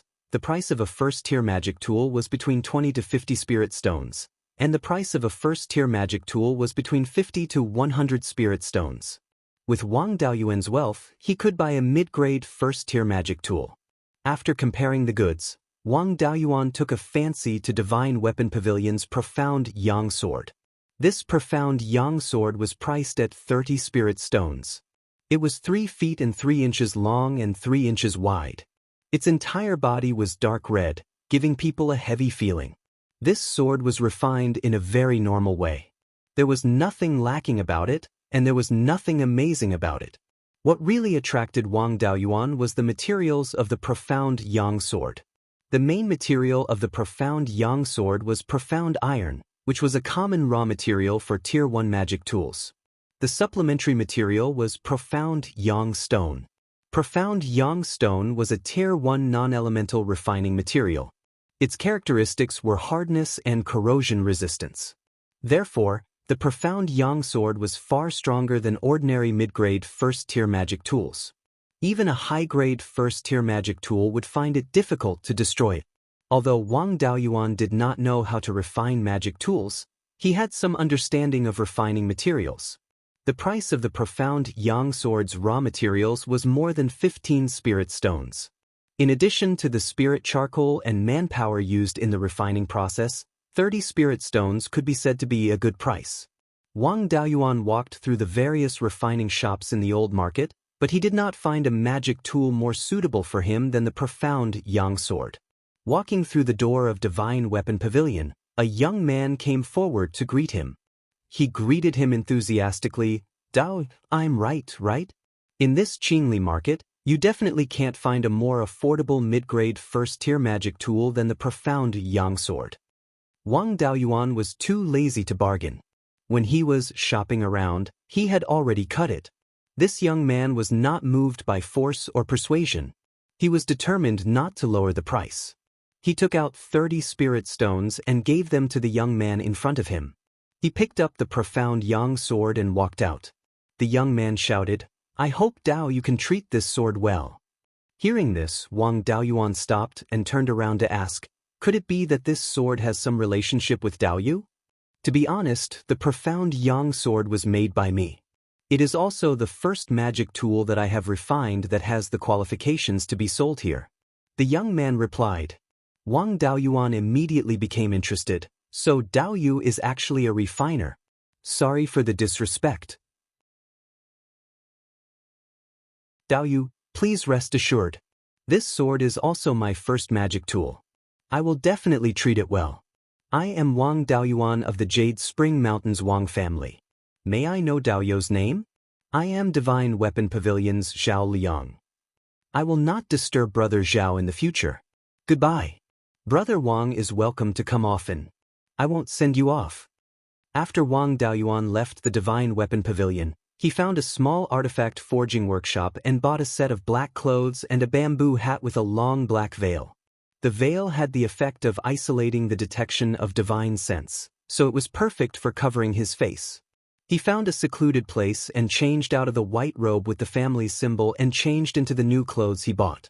Most of the rogue cultivators in the market were dressed like this, so it did not look out of place. Wang Daoyuan found a few shops that sold spirit grains and sold them in batches. Ever since he started planting spirit grains in the space of the spirit pearl, he had already harvested 2 seasons and accumulated more than 1,000 kilograms of spirit grains. It was impossible to finish so many spirit grains. It was useless to keep them in his hands. It was more cost-effective to exchange them for spirit stones. He only sold a few dozen to 100 kilograms of spirit grains in each shop. Such a small amount of spirit grains was not too eye-catching. Of course, the shop's purchase price was lower than the market price. 1,000 kilograms of spirit grains was sold for 105 spirit stones. Holding this huge sum of money, Wang Daoyuan was a little excited. His previous wealth was 35 spirit stones, and now it had doubled. It was most cost-effective to exchange money for cultivation resources. Although spirit stones could also increase the speed of cultivation, the effect was far inferior to some spirit pills that could increase cultivation. Directly using spirit stones to increase cultivation was not a good choice. Of course, spirit stones of mid-grade and above were an exception. Spirit stones were the common currency in the cultivation world. They contained spirit chi and could be used for cultivation.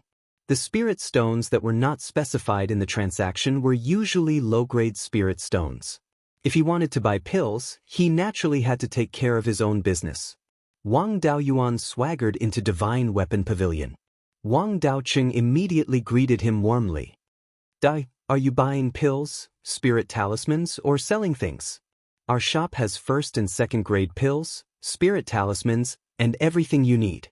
We are buying a large amount of pill and talisman materials." Large quantities will be given preferential treatment. Wang Daoyuan said in an old voice. This old man is selling some spirit talismans. I also want to buy some soul-gathering pills, spirit ink, and first-grade upper-grade talisman paper. Wang Daoqing said, so Senior is also a spirit talisman master. Sorry for the disrespect.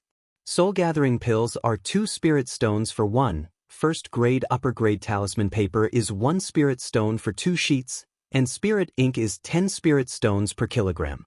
How much does Senior need? Wang Daoyuan sold all of his first-grade talismans and bought 40 first-grade upper-grade talisman paper, 1 kilogram of spirit ink, and 30 soul-gathering pills. Seeing that it was a big business, Wang Daoqing's face was full of joy. He said respectfully, Senior, your talismans are 14 spirit stones. The things you want to buy are 100 spirit stones. Since this is the first time we are doing such a big business, I will give you a 10% discount. It will be 90 spirit stones. You still have to pay 76 spirit stones. Wang Daoyuan took out the spirit stones and handed them to Wang Daoqing. He then turned around and walked out. Wang Daoqing smiled so widely that his teeth could be seen. He handed Wang Daoyuan an iron token and said, Senior, you are welcome to come again. You can also enjoy a 10% discount in the future if you use this token to shop in our shop. Wang Daoyuan laughed in his heart. As expected of 9th great-uncle's grandson. Although he is still a little immature, his mouth is quite sharp. This business was the same no matter which shop he went to. It was better to take care of his own business. When the meat was in the pot, it would be his own family that would lose out. However, if Wang Daoqing knew that he was calling his 7th brother as Senior, he would definitely beat him up.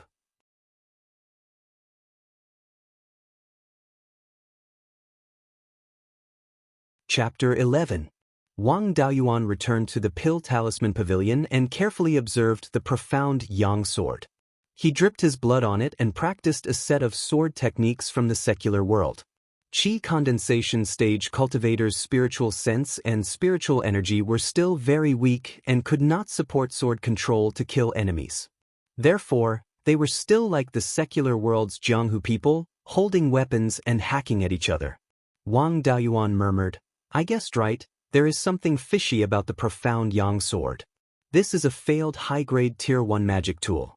After the failure, it was refined again. No wonder the refining technique blindly seeks stability. It is stable to the point of using high-grade magic tool materials to refine a middle-grade magic tool. The price is also so good. If it did not recognize the owner, it really would not be discovered. However, I am not at a disadvantage. Even if it is a failed product, it is only the runes on the sword body that are prone to problems. It is still stronger than the average middle-grade magic tool. Moreover, I have also met a refiner who is not even 20 years old and can refine a high-grade Tier 1 magic tool. Either he is a refiner genius or he has a great background, enough refining materials to squander, and the guidance of a master. Regardless of the situation, it is a good thing to meet a refiner with great potential. If I can use this to establish a relationship with the Divine Weapon Pavilion. However, this was also wishful thinking. The Divine Weapon Pavilion is a big power. They have shops in Beiyuan Xiaoxian and are famous for their refining. Their strength is not something that the 3 major sects of Zhao can compare to. The Wang family and the Divine Weapon Pavilion also have business dealings. The Wang family sells some low-grade refining materials to the Divine Weapon Pavilion and also buys some magic tools from the Divine Weapon Pavilion. However, it is limited to business. The Divine Weapon Pavilion does not interfere with other powers and does not care about the Wang family's strength. After that, Wang Daoyuan lived a leisurely life. Every night, he meditated, raised his cultivation and practiced the soul-forging art. During the day, he practiced his sword for 2 hours. The body of a Qi condensation stage cultivator is not strong enough. Other than when he is about to break through, cultivating for too long is easy to hurt his meridians. Therefore, Wang Daoyuan spent most of the day idle.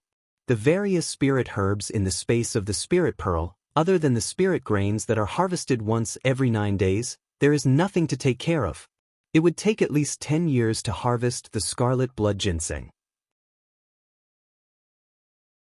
Half a year's worth of yellow cloud grass could be used to craft a low-grade Tier 1 talisman, 3 years' worth of yellow cloud grass could be used to craft a mid-grade Tier 1 talisman, and 10 years' worth of yellow cloud grass could be used to craft a high-grade Tier 1 talisman. His level of talisman crafting was already close to the first level of high-grade talisman. Therefore, he didn't have much interest in low-grade and medium-grade talisman paper. The yellow cloud grass in the space was reserved for crafting high-grade talisman paper. Even though the flow of time in the space of the spirit pearl was 10 times faster, the red blood ginseng and the yellow cloud grass were still not ready to be harvested yet. The other spiritual herbs needed to be older in order to be useful. On the 10th day after completing the talisman crafting task, Wang Daoyuan was bored and could only find something to do. The backyard of the cave abode was a clear stream, which was perfect for fishing. He took out the fishing rod that had been with him for many years from his storage bag and started fishing in the clear stream behind the cave. Wang Daoyuan had always been a foodie in his previous life. Ever since he entered the Jade Spring Peak, he had made a fishing rod and fished in the Jade Dragon Stream to satisfy his cravings. Later on, in order to break through to the middle stage of Qi Disciple, he used a large amount of time to meditate and cultivate. It had been a long time since he fished. The cultivators on the water all looked at him as if they were looking at a rare beast. Cultivators were busy all day long, either risking their lives to obtain resources or cultivating in seclusion. Other than high-level cultivators who had encountered bottlenecks and needed to temper their state of mind, who would be so free as to fish. Moreover, they were fishing in a busy section of the river. Just how free were they? Wang Daoyuan was indeed so free that he had nothing to do. In the 30 years of his previous life and the 16 years of his current life, he had never been so free. In addition, he had been eating spirit grains all this time, so he just happened to be able to catch a few fish to try out. The fish at the mouth of the Three Forks estuary were quite silly. Even when he used spirit grains as bait, there would be a group of fish fighting to eat it. When he scattered a handful of spirit grains into the water, it actually attracted a large group of fish. He was purely a man with a full stomach and didn't know the hunger of a hungry man. Most cultivators wouldn't be able to eat spirit grains for a few days. There were only a few cultivators who ate spirit grains all day long like he did, let alone the fish in the river. In addition, it was also due to the space of the spiritual pearl. The spiritual objects produced by the space of the spiritual pearl were very attractive to spirit beasts. In addition, the fish in the river were really inexperienced. In just more than 2 hours, he had caught more than 10 fish. Fortunately, the fish basket was big enough, otherwise, it wouldn't be able to hold them. These were all ordinary fish. After living in a place with rich spiritual energy for a long time, they had a bit of spirituality. They could be called pseudo-spirit fish, which was equivalent to the cultivation level of the meridian opening stage. Although they were not spiritual fish, when cultivators ate this kind of pseudo-spirit fish, unlike eating ordinary people's food, it would not lead to the accumulation of impurities in the body, which was not good for cultivation. Secondly, the pseudo-spirit fish tasted very good. For a foodie like Wang Daoyuan, this was the most important thing. He was about to put away the fishing rod and go back to stew the fish soup when suddenly the buoy in the water shook violently. He hurriedly tried to lift the fishing rod, but to his surprise, he failed. This fishing gear was made by himself when he was on the mountain. In order to fish for a sumptuous meal, he was greedy. It was good for catching small fish, but not for catching big fish. The fish struggled wildly in the water, causing a large splash. Its tail came out from time to time and slapped the water fiercely. With such a big movement, the fish was definitely not small. He did not dare to pull back the fishing rod forcibly for fear of breaking it, so he could only fish slowly. The fish was so energetic that Wang Daoyuan felt that his hands and feet were sore, but the fish still swam vigorously. After more than an hour, dozens of cultivators on the boat and on the shore were watching. A few of them were jeering and ridiculing. It turned out that the onlookers were not the specialties of Wuxia in his previous life. A group of cultivators were also like this. Anyway, if it were not for the onlookers, Wang Daoyuan would have given up. After making such a big scene, it would be embarrassing if he could not catch the fish. After another hour, more than 100 cultivators had gathered. The fish was finally tired and was pulled out of the water by Wang Daoyuan. As soon as the fish came out of the water, the onlookers were amazed. They saw that the fish was quite beautiful. Its head was similar to a carp, but its body was more slender than a carp. Its body was more than 2 feet long and its whole body was blood red. Its scales were large, but they were arranged closely, layer upon layer, like armor. Its 2 long whiskers were 3 inches long, its fins were like streamers, and its tail fin was more than half a foot long. Wang Daoyuan thought for a long time, but he did not have any impression of this kind of fish. On the Jade Spring Peak, he was familiar with the family's book collection. He knew all the common spiritual medicines and spiritual beasts, but he had never seen this kind of fish in the book. At this time, an old cultivator with white hair and beard thought for a while and shouted in surprise, "Could this be the clear river carp that has been extinct for more than 200 years? Hearing this, a few cultivators were surprised, but most of the cultivators were at a loss. The old cultivator's words attracted a lot of cultivators nearby. Of course, most of them were old cultivators and Wang Jida was among them. Many young cultivators were asking the people around them what the clear river carp was. Wang Daoyuan was also confused. Wang Jida understood the situation through the conversations of the other cultivators. He turned around and returned to the backyard of the Jade Spring General Store. After a while, he came back with a fishing rod and handed it to Wang Daoyuan, saying, "Your fishing rod is useless, use this." Wang Daoyuan put the clear river carp into the fish basket, took the fishing rod handed over by ninth uncle, hung the spirit grains, and continued to fish. Listening to the conversations of some older cultivators, he also had some understanding of the clear river carp. The clear river carp was a specialty of the Clear Glass River. It was only produced in the upper reaches of the Clear Glass River and a few tributaries. The Clear Glass River had 2 major specialties, the clear river carp in the upper reaches and the colored glass sand in the middle and lower reaches. The Clear Glass River was named because of these 2 specialties. When the Zhao country was still in charge of the imperial family, they strictly controlled the mining of colored glass sand and the fishing of the clear river carp. The production of these 2 specialties was very stable. After the 3 great sects took over, there was no restraint, causing the production of colored glass sand to be very low. The clear river carp had been extinct more than 200 years ago.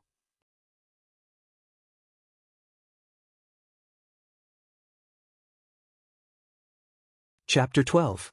The fish in the river were a group of starving ghosts. After changing the fishing rod, it didn't take long before another fish took the bait. The fishing rod in Wang Daoyuan's hand was made of spiritual wood, the fishing line was made of spiritual silk, and the hook was also made of a kind of spiritual iron. Although it was not refined by a refiner, the strength of the material itself was already very high, so there was no need to worry about it being broken. After the fish took the bait, Wang Daoyuan directly lifted the rod. He only felt that his hands suddenly sank, and another clear river carp was thrown up. Wang Daoyuan was a little surprised. Such a precious spirit fish couldn't even control itself after eating a few spirit grains. Seeing this scene, the onlookers also couldn't hold back. Many people made simple fishing rods and hooks on the spot. After catching 2 fish, Wang Daoyuan waited for another half an hour and caught a few more pseudo-spiritual fish. No more clear river carps took the bait, so he took back the rod and returned to the cave house, leaving countless cultivators fishing on the shore. Back in the cave house, Wang Daoyuan's spiritual consciousness entered the space of the spiritual bead. In the spiritual grains of the space of the spiritual bead, he dug a 2 feet square pit and used a rain talisman. Soon the pit was filled with rainwater. He put the clear river carps and pseudo-spiritual fish into the pit and pushed his spiritual consciousness out of the space of the spiritual bead. After a while, 9th Uncle Wang Jida came to his cave house. Wang Daoyuan's cave house was not big and could be scanned at a glance. Wang Jida didn't see where the clear river carps were, so he asked, "Where are the clear river carps?" Wang Daoyuan replied, "I put them in." Before he finished speaking, he was interrupted by Wang Jida. "Don't say it. It's best if no one knows where they are except you. Just make sure the fish doesn't die." "Ninth uncle, don't worry. The clear river carps are absolutely safe. They won't die. Wang Daoyuan patted his chest and promised. Wang Jida sighed and said, our Wang family is still too weak. This time we may not be able to keep the clear river carps. You should be mentally prepared. When it's time to hand them over, don't be reluctant. Otherwise, the whole family will be implicated. Wang Daoyuan had some doubts. Since it concerns the family's interests, I naturally wouldn't be reluctant. But I don't understand. Is this Qing River carp so important? Our clan actually can't handle it. Wang Jida forced a smile and said, if it was 300 years ago, it wouldn't be a big deal if you stewed these two carps. But now, the Qing River carps had not appeared for more than 200 years. These two could be the only Qing River carps left. The value of the Qing River carp itself was not very high. Eating it could strengthen one's physique, consolidate one's foundation, and heal internal injuries. Moreover, it was only useful for cultivators below the foundation establishment stage. What was valuable was not its actual value, but the fact that it was useless. In terms of delicacies, not to mention Qingli County, even in the entire Zhao country, there were only a handful of delicacies that could compare to the Qing River carp. The three great sects themselves were not righteous sections. After replacing the Zhao family, they were extremely extravagant. In order to show off their status, it was not uncommon to spend a lot of money to buy a piece of scrap metal. Not to mention the Qing River carp, which was a famous delicacy. It was said that 200 years ago, the last Qing River carp was auctioned off by a few Jindan cultivators. In the end, it was sold for a high price of 100,000 spirit stones. These two fish reappeared after 200 years. How could the price be low? These two fish are worth at least 100,000 spirit stones. Such a large sum of spirit stones is not something our small Wang family can handle. I've already sent a message to the clan leader. As for how to deal with it, we still have to wait for the family to make a decision. Our mission is to prevent people from stealing the Qing River carp. Wealth moves people's hearts. It's worth 100,000 spirit stones. It's enough to make the majority of people lose their minds. Hearing ninth great-uncle's words, Wang Daoyuan was silent for a long time before saying, ninth great-uncle, do you have a spirit beast pouch? It doesn't need to be high-grade. It's fine as long as it can hold two fish. Wang Jida asked doubtfully, what do you want a spirit beast pouch for? Wang Daoyuan smiled mysteriously. What's false is true, what's true is false, what's false is true. Wang Jida had a look of understanding. He untied a pouch from his waist. It looked no different from an ordinary storage pouch. He said, this is a low-grade spirit beast pouch. Take it and use it. You must be careful. It's fine if you can't keep the Qing River carp. It's a windfall anyway. If you lose it, just pretend you didn't catch it. Your life is your own. If you lose it, you can't get it back. Wang Jida took out another storage pouch and said, these are the talismans I promised you last time. 3 low-grade second-tier golden saber talismans, 1 low-grade second-tier earth armor talisman, and 1 mid-grade second-tier divine strider talisman. Remember to return the spirit stones and contribution points to me. If you use them well, you can keep your life as long as you don't encounter a foundation establishment cultivator. There are also several high-grade first-tier spirit talismans inside. Keep them for self-defense. Finished speaking, he turned around and left. Wang Daoyuan took the spirit talismans. He saw that these second-tier spirit talismans were different from the yellow spirit talisman paper of the first-tier spirit talismans. They all used purple spirit talisman paper. The purple spirit talisman paper's ability to bear spiritual power was more than just a little bit stronger. Otherwise, it wouldn't be able to bear the spiritual power of the second-tier spirit talisman. The power of the second-tier spirit talisman was said to be comparable to a foundation establishment cultivator's attack. With so much spiritual power poured into the spirit talisman paper, if the spirit talisman paper wasn't strong enough, it would directly collapse. The runes of the second-tier spirit talisman were also more complicated. However, there were still many similarities with the same type of first-tier spirit talisman.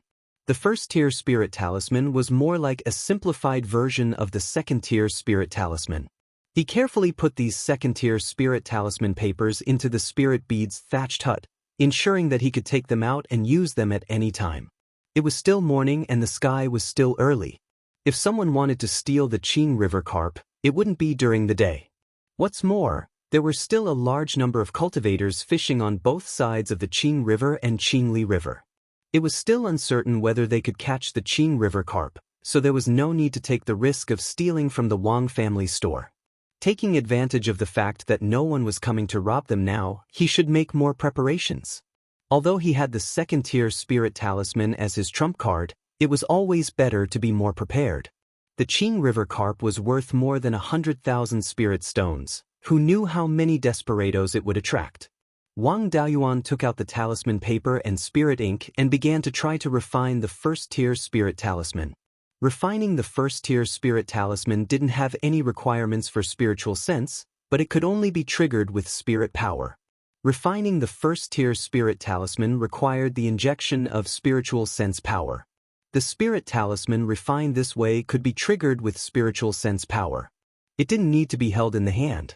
As long as it was within the range of spiritual sense, it could be triggered and used more covertly. Generally, spirit talisman masters could try to refine the first-tier spirit talisman when their success rate of refining the first-tier spirit talisman reached 60%. Wang Daoyuan could reach this level with an inferior talisman brush, so he could try to refine the first-tier spirit talisman. Wang Daoyuan focused his mind and calmed his qi, preparing to formally refine the spirit talisman. He wanted to refine the first-tier spirit cloud talisman, which was a water attribute spirit talisman. It could release a cloud of mist that could last for half an hour. Cultivators who entered it would fall into an illusion. Those who dared to rob were at least cultivators in the late stage of qi refining. Wang Daoyuan had no chance of winning in a head-on confrontation. It was more reliable to use the illusion to delay the enemy. When the enemy fell into the illusion, he could use the attack spirit talisman to kill them. The first-tier spirit talisman was much more difficult to refine. It required the injection of spiritual sense and spiritual sense power into the brush at the same time. Not only did it have to ensure that the power was injected evenly, but it also had to ensure that the two powers didn't conflict with each other. Before starting the refining, he first took out the first-tier spirit talisman given by Ninth Uncle and carefully observed it to see how Ninth Uncle drew the talisman and dealt with the conflict between spiritual sense and spiritual sense. After half an hour, he began to refine. Even so, he failed twice in a row before he found a little feeling. It wasn't until the seventh refining that he successfully refined the first spirit cloud talisman. He then refined 2 more spirit cloud talismans in a spurt of energy, consuming a total of 10 talisman papers.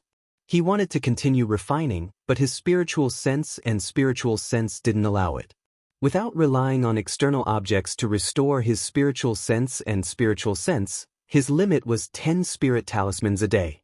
10 talisman papers were used to refine 3 talismans. The success rate didn't reach 40%, so he couldn't be regarded as a real first-tier spirit talisman master. At this time, it was already dark. The people who robbed the Qing River carps could appear at any time. He must quickly restore his state. Otherwise, no matter how much preparation he had, it would be useless if he couldn't hold on. Wang Daoyuan took out 2 pseudo-spirit fish from the spiritual pearl space, put them in a water basin, put them in the spirit beast bag, and hung the spirit beast bag on his waist. After that, he took a spirit cleansing pill to restore spiritual sense and meditated to restore spiritual sense and spiritual sense.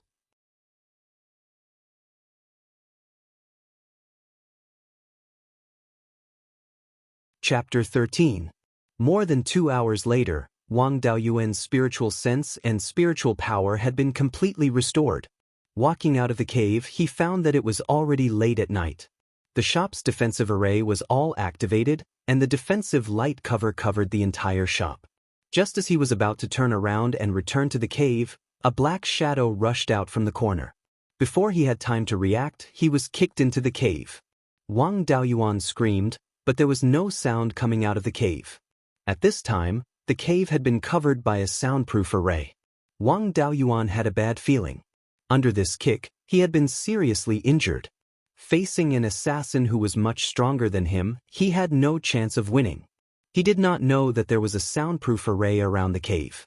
His only hope of survival was to delay the assassin and wait for Uncle Jiao to rescue him. The assassin closed the door of the cave and walked in front of Wang Daoyuan. He lifted Wang Daoyuan with one hand and took out a black dagger to his neck. He threatened, "Boy, hand over the Qing River carp and I will spare your life. Otherwise, I will let you know what it means to beg for death." This assassin was obviously a professional. With one kick, Wang Daoyuan's body fell apart. It was difficult for him to move, but his speech was not affected. The dagger in his hand did not reflect any light. If it were not for the light in the cave, it would not be visible. In the face of this assassin whose cultivation was far above him, even if he was in perfect condition, Wang Daoyuan was definitely not his opponent. Not to mention, he was seriously injured from the sneak attack and had no power to fight back. He thought about countermeasures while delaying. "If I hand over the Qing River carp, can you promise to spare my life?" The assassin sneered, "Do you think you have the qualifications to bargain now?" After that, the assassin put the dagger to Wang Daoyuan's neck. The dagger had already pierced the skin. Wang Daoyuan's brain accelerated, thinking about countermeasures. He thought of the rain talisman that he had used in the space of the spirit bead. Since the rain talisman could be used in the space of the spirit bead, then the illusion cloud talisman should also be able to be used. He didn't have time to think carefully about a countermeasure, so he had to take a risk. His spiritual sense detonated the two illusion cloud charms in the space of the spirit bead. Before the clouds could form, they were transferred out by the power of his spiritual sense. Wang Daoyuan split his attention to distract the assassin and said in fear, "Don't kill me, I'll tell you where the Qing River carps are." Just as the assassin came closer to listen to Wang Daoyuan talk about the whereabouts of the Qing River carps, a large cloud of fog suddenly appeared out of thin air and instantly shrouded the assassin. Wang Daoyuan was prepared for this, and he was the one who detonated the talisman, so he could use his divine sense to direct the power of the talisman elsewhere. Therefore he was not hit. This assassin's cultivation level was higher than Wang Daoyuan's. Wang Daoyuan could not accurately determine his cultivation level, but the pressure he felt was no less than 9th grade uncle's. He guessed that this assassin's cultivation level was at least at the 9th level of qi refinement. It was unknown how long the illusion cloud talisman could keep an assassin in the illusion. The assassin could wake up at any moment. At this time, he did not care about the injuries on his body and took out a 2nd level lower grade golden knife talisman from the space of the spirit pearl. He did not dare to release this kind of offensive talisman in the space of the spirit pearl and then transfer it out. If he went overboard, his head would be split open. Originally, he wanted to use a 1st level upper grade golden sword talisman, but he did not know the depth of this assassin. If his attack failed, he would die without a doubt. For his own little life, he could only reluctantly use a 2nd level talisman. Detonating the talisman, a 3-inch long golden knife flew out and pointed directly at the assassin's forehead. This assassin had lived a life of licking blood from his blade for many years, so his vigilance was extremely high. The moment Wang Daoyuan detonated the golden knife talisman, the assassin felt the threat of death and woke up from the illusion. Under normal circumstances, the success rate of Wang Daoyuan's sneak attack was extremely low. However, the assassin was only an arm's length away from Wang Daoyuan, and the assassin had just woken up from the illusion. He simply did not have time to react before the golden knife pierced through his forehead. The assassin's face was full of disbelief, but he could not use the slightest bit of strength and could only unwillingly fall down. Wang Daoyuan, who was being carried by the assassin, lost the strength to support himself and also fell to the ground. With great difficulty, Wang Daoyuan took out a rejuvenation pill and swallowed it. After about half an hour, Wang Daoyuan finally recovered his basic mobility. Putting the assassin's body into the space of the spirit pearl, he cleaned up the traces and walked out of the Immortal's cave. Wang Daoyuan saw that the Immortal's cave was shrouded in a soundproof array. He could not use spiritual power at all, so he could only use his spiritual sense to detonate a 1st level upper grade golden sword talisman to break the array. The soundproof array's defensive power was not very high. Under the golden sword, it did not even hold up for a breath.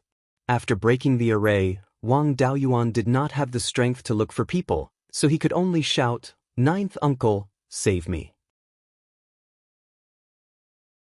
Wang Daoyuan's Immortal's cave was located in the backyard of the Pill Seal Pavilion, only a wall away from the sundry goods store. Hearing Wang Daoyuan's cry for help, Wang Jida quickly rushed over. He supported Wang Daoyuan and asked, "Daoyuan, how are you now?" Wang Daoyuan replied, "I was sneak attacked by an assassin. I can't use spiritual power now, so it's not a big problem." Wang Jida checked Wang Daoyuan's pulse. After confirming Wang Daoyuan's physical condition, he was relieved and asked in surprise, "How is it possible? The defensive array did not have any movement. How did the assassin sneak in? Where is the assassin now? Maybe he sneaked in ahead of time and was prepared. He also arranged a soundproof array around my Immortal's cave." Wang Daoyuan gasped. "The assassin was repelled by my spiritual talisman. The soundproof array was also broken in the fight. After I called for help, he ran away." Intentionally or unintentionally, Wang Jida's eyes swept over Wang Daoyuan's spiritual beast pouch and asked, "Is the item still there?" Wang Daoyuan also subconsciously touched the spiritual beast pouch at his waist and replied, "It's still there. After the assassin injured me, he wanted to interrogate me about the item's whereabouts. I used a spiritual talisman to attack him. After I called for help, he ran away in a panic. He didn't have a chance to snatch the item." Wang Jida nodded and was about to help Wang Daoyuan back to his Immortal's cave. Wang Daoyuan's Immortal's cave did not have a special defensive array, so it was not safe to stay inside. Suddenly, the store's defensive light shield shook violently. Obviously, someone was attacking the array, and their strength was very strong. The store's defensive array was not an ordinary item. Under full operation, a chi refining cultivator's attack would only cause some ripples. With such a big movement, it was very likely that a foundation establishment cultivator had made a move. Wang Daoyuan immediately used all the high-grade level 1 defensive spiritual talismans that Ninth Uncle had given him. 2 layers of golden armor and a layer of earth yellow armor covered his body. It was the effect of using the golden armor talisman and the earth armor talisman. After using the spiritual talismans, he immediately rushed to Ninth Uncle's Immortal's cave. At this time, the second attack hit the store's defensive array. After the array's light shield shook for a while, a hole was broken. A black shadow flew in through the gap on a flying sword. Wang Daoyuan secretly cursed. It really was a foundation establishment cultivator. With his and Ninth Uncle's strength, they did not have to worry too much if they encountered cultivators below the foundation establishment realm. However, the difference between a foundation establishment cultivator and a chi refining cultivator was like the abyss between heaven and earth. Foundation establishment cultivators could cultivate the sword kinesis technique and control flying swords. They could kill enemies from 100 steps away and could even fly on the sword. If a foundation establishment cultivator who was proficient in the sword kinesis technique went to kill a chi refining cultivator, it would definitely be a one-sided slaughter. The chi refining cultivator had no chance of counterattacking. A silver-white sword light was emitted from the black shadow, pointing directly at Wang Daoyuan and Wang Jida. The defensive spells on their bodies were instantly broken, and Wang Daoyuan was sent flying 6 meters away. The black shadow went straight for Wang Daoyuan. Before Wang Daoyuan landed, the black shadow had already caught up with him. He took the spirit beast pouch on Wang Daoyuan's waist and flew away on his sword.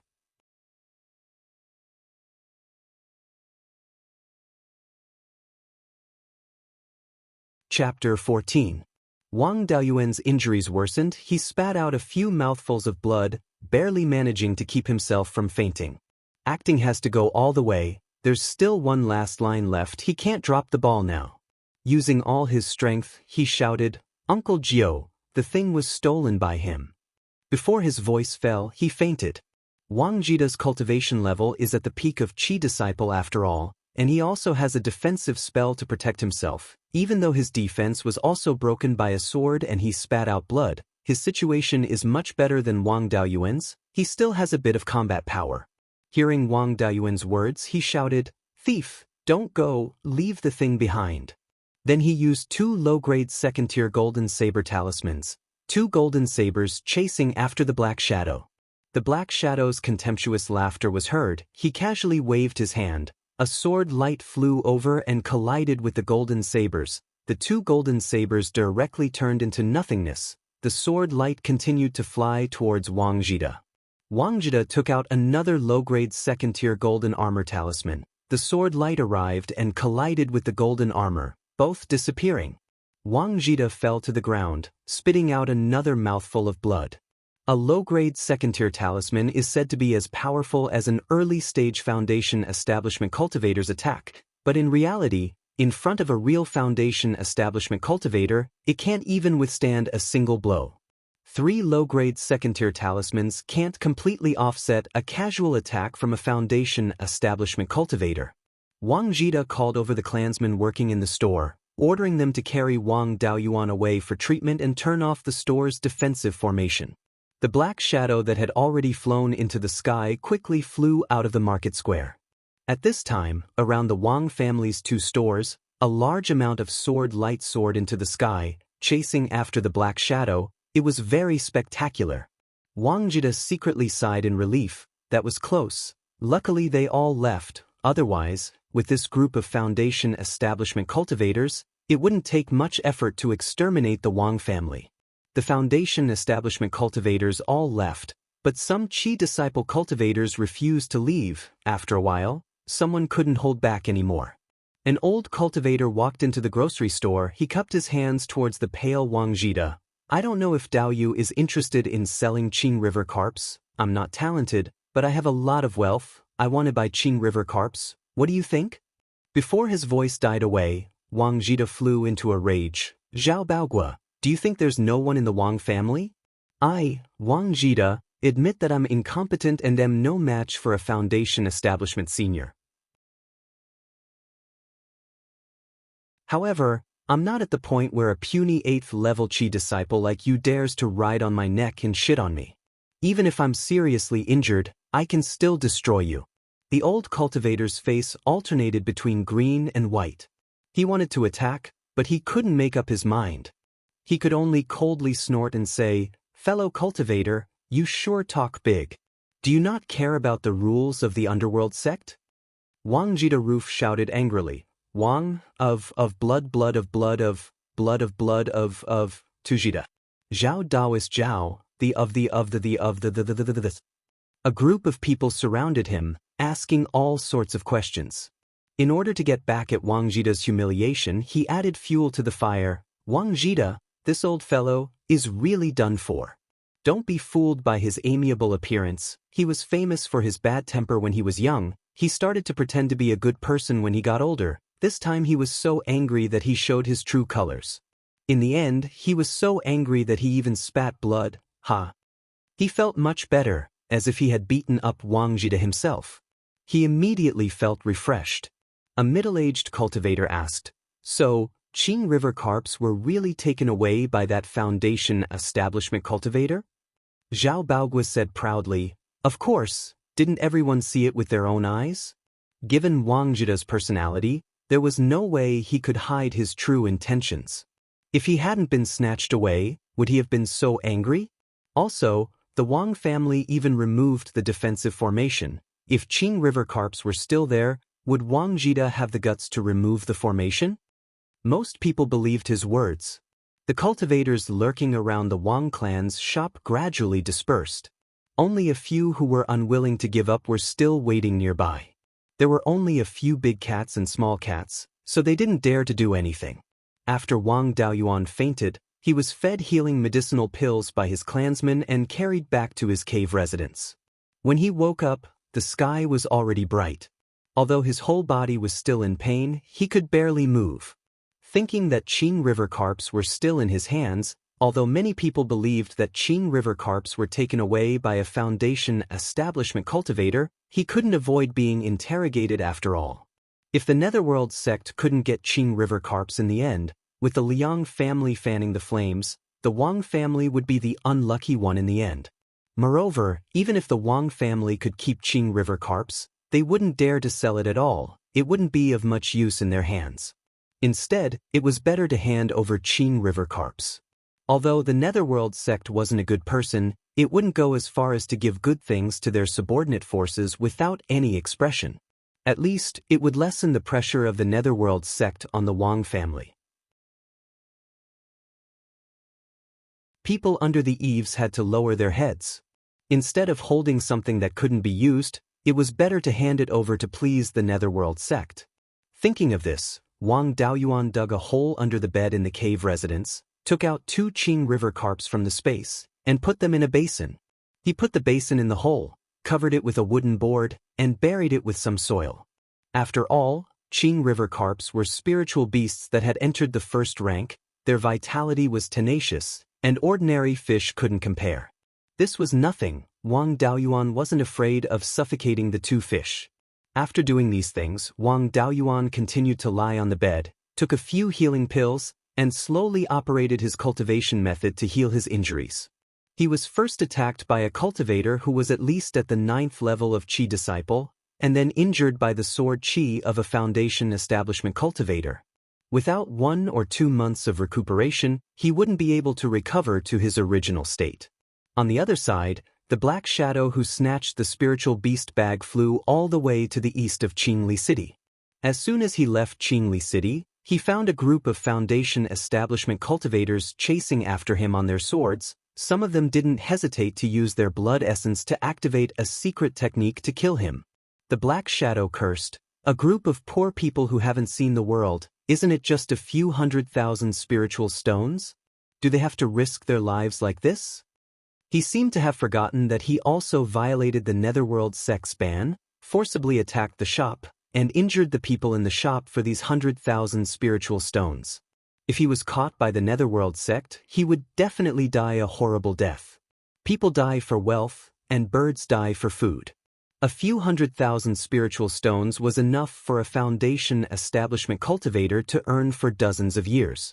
Ordinary late-stage foundation establishment cultivators who weren't proficient in the 100 arts of immortal cultivation could only earn 2,000 to 3,000 spiritual stones a year. Needless to say, most Qi disciple cultivators couldn't even afford a foundation establishment pill in their lifetime, and a foundation establishment pill was only 50,000 spiritual stones. The chasing crowd was getting closer and closer, and the Black Shadow had no choice but to use a secret technique to escape. A group of people chased, and one person escaped. After tossing and turning for more than 4 hours, the Black Shadow stopped. If he continued to escape like this, he wouldn't even have the strength to resist, so he might as well kill one of the pursuers first, frighten the others, and still have a chance to escape. He slowly reduced his speed, and the pursuers behind him thought that he was exhausted. A few hotheads took the lead, wanting to snatch the Qing River carp. When these hotheads got close to the Black Shadow turned around and stabbed his sword, directly aiming at a pursuer who was only in the early stage of foundation establishment. When the pursuers saw the long sword stabbing towards them, they subconsciously scattered. This early-stage foundation establishment cultivator was the first to bear the brunt, and he didn't have time to dodge at all. He had no choice but to use his long sword to block the attack. After a loud noise, the early-stage foundation establishment cultivator's long sword was broken, and he also suffered a serious injury. Without his magic tool, he couldn't even fly on his sword, let alone chase after him. Moreover, he was also injured. If he didn't escape quickly, he might be killed by the pursuers. He didn't take advantage of the situation, and his magic tool was also broken. In desperation, this cultivator withdrew from the pursuit while cursing.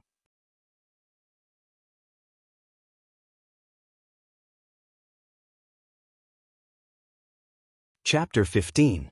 The Black Shadow had been planning this attack for a long time, but it did not kill the other party. Naturally, it did not have a deterrent effect. On the contrary, because of the delay, the pursuers had already caught up. At this time, it was impossible to escape. He could only fight and then find a chance to escape. Seeing that the Black Shadow was no longer running, the pursuers were not in a hurry to catch up. A group of people surrounded the Black Shadow. A cultivator in the late stage of foundation establishment came forward and persuaded, "Dao Yu is already at the end of the road. We have chased you for thousands of miles only for money. We have no interest in Dao Yu's head. As long as you hand over the Qing River carp, we will let you go. Please do not make a mistake." This Black Shadow was able to reach foundation establishment in the dangerous cultivation world. He was not a fool and would not believe his nonsense. Even if he really handed over the Qing River carp, he would only be beaten to death. It was better not to hand it over. These people were afraid of hurting the Qing River carp and did not dare to fight with all their might. He still had a chance to escape. The Black Shadow directly attacked a cultivator in the early stage of foundation establishment. That person resisted with all his might, but the others just stood by and did not help. The Black Shadow sneered. He had already expected that this group of people could not wait for the others to be killed so that he could take the Qing River carp for himself. It was impossible for them to work together. This gave him a chance to escape. After a while, the cultivator in the early stage of foundation establishment could not resist and escaped on his sword. The Black Shadow did not chase after him and continued to attack the next target. This happened again and again. 5 or 6 cultivators in the early and middle stage of foundation establishment were injured and left. There were also 2 who would rather die than leave and were killed. The remaining cultivators in the early and middle stage of foundation establishment did not dare to get too close. The encirclement became very loose. The Black Shadow chose another cultivator in the early stage of foundation establishment as his target. After defeating him, he did not choose the next target. Instead, he swooped down with all his strength. This scene made the besieging people a little confused. According to the routine, the Black Shadow should choose the next target and beat him to death. Everyone was concentrating on defense to avoid being the target. Who knew that this person did not act according to the routine and did not stop him in time. By the time they reacted, the Black Shadow had already descended more than 10 feet. Everyone immediately chased after him. The Black Shadow threw out a magic longsword. When everyone got close to the longsword, the magic weapon instantly exploded. Everyone's pursuit came to a halt, and the Black Shadow took the opportunity to fall into the clear stream. Although Qingxi was called a stream, the amount of water in the stream was not small. The surface of the stream was 2 to 3 li wide, and the depth was 4 to 5 zhang. With such a large amount of water, if a foundation establishment cultivator wanted to hide, it would be impossible for other cultivators of the same level to catch him. Most of the pursuers angrily threw a few spells at the clear stream sect. After seeing that it was useless, they let out a long sigh and left on their swords. A few people were still unwilling to give up and continued to search in the water, but it was useless. Only if a Zifu disciple was present, and the Black Shadow hadn't run too far away, would they be able to find it. The sun rose from the east and the red clouds filled the sky. A cultivator flew towards the old square on his sword and landed in the backyard of the Jade Spring General Store. It was the Wang clan's patriarch, Wang Jian. Yesterday, Wang Jida sent the news of Wang Daoyuan catching a clear river carp back to the clan. Wang Jian immediately gathered the clan elders to discuss how to deal with this matter. The elders had different opinions and wrangled for a long time without coming to a conclusion. In the end, the patriarch made the decision to give the clear river carp to the Netherworld sect. After making the decision, Wang Jian sent a letter to the Yang clan's ancestor, Yang Yong. Through Yang Yong, he conveyed his intention to give the clear river carp to the Netherworld sect. Yang Yong was the Wang clan's backer in the Netherworld sect. He was over 350 years old and had a mid-stage Zifu disciple cultivation.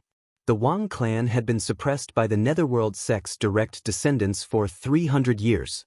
The reason why the Wang clan was able to stand tall was because of this elder.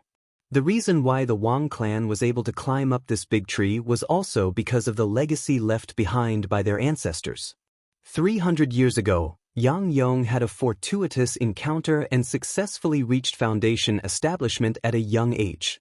At that time, most loose cultivators idolized Wang Qingzu, and Yang Yong was no exception. He also planned to follow Wang Qingzu's path, killing demonic beasts to make a name for himself and obtain the recognition of the royal Zhao clan. When he was killing demonic beasts in the Sky Chop mountain range, he accidentally provoked a pack of dark cloud wolves. An adult dark cloud wolf was a peak rank 1 demonic beast, and the Wolf King was a rank 2 demonic beast.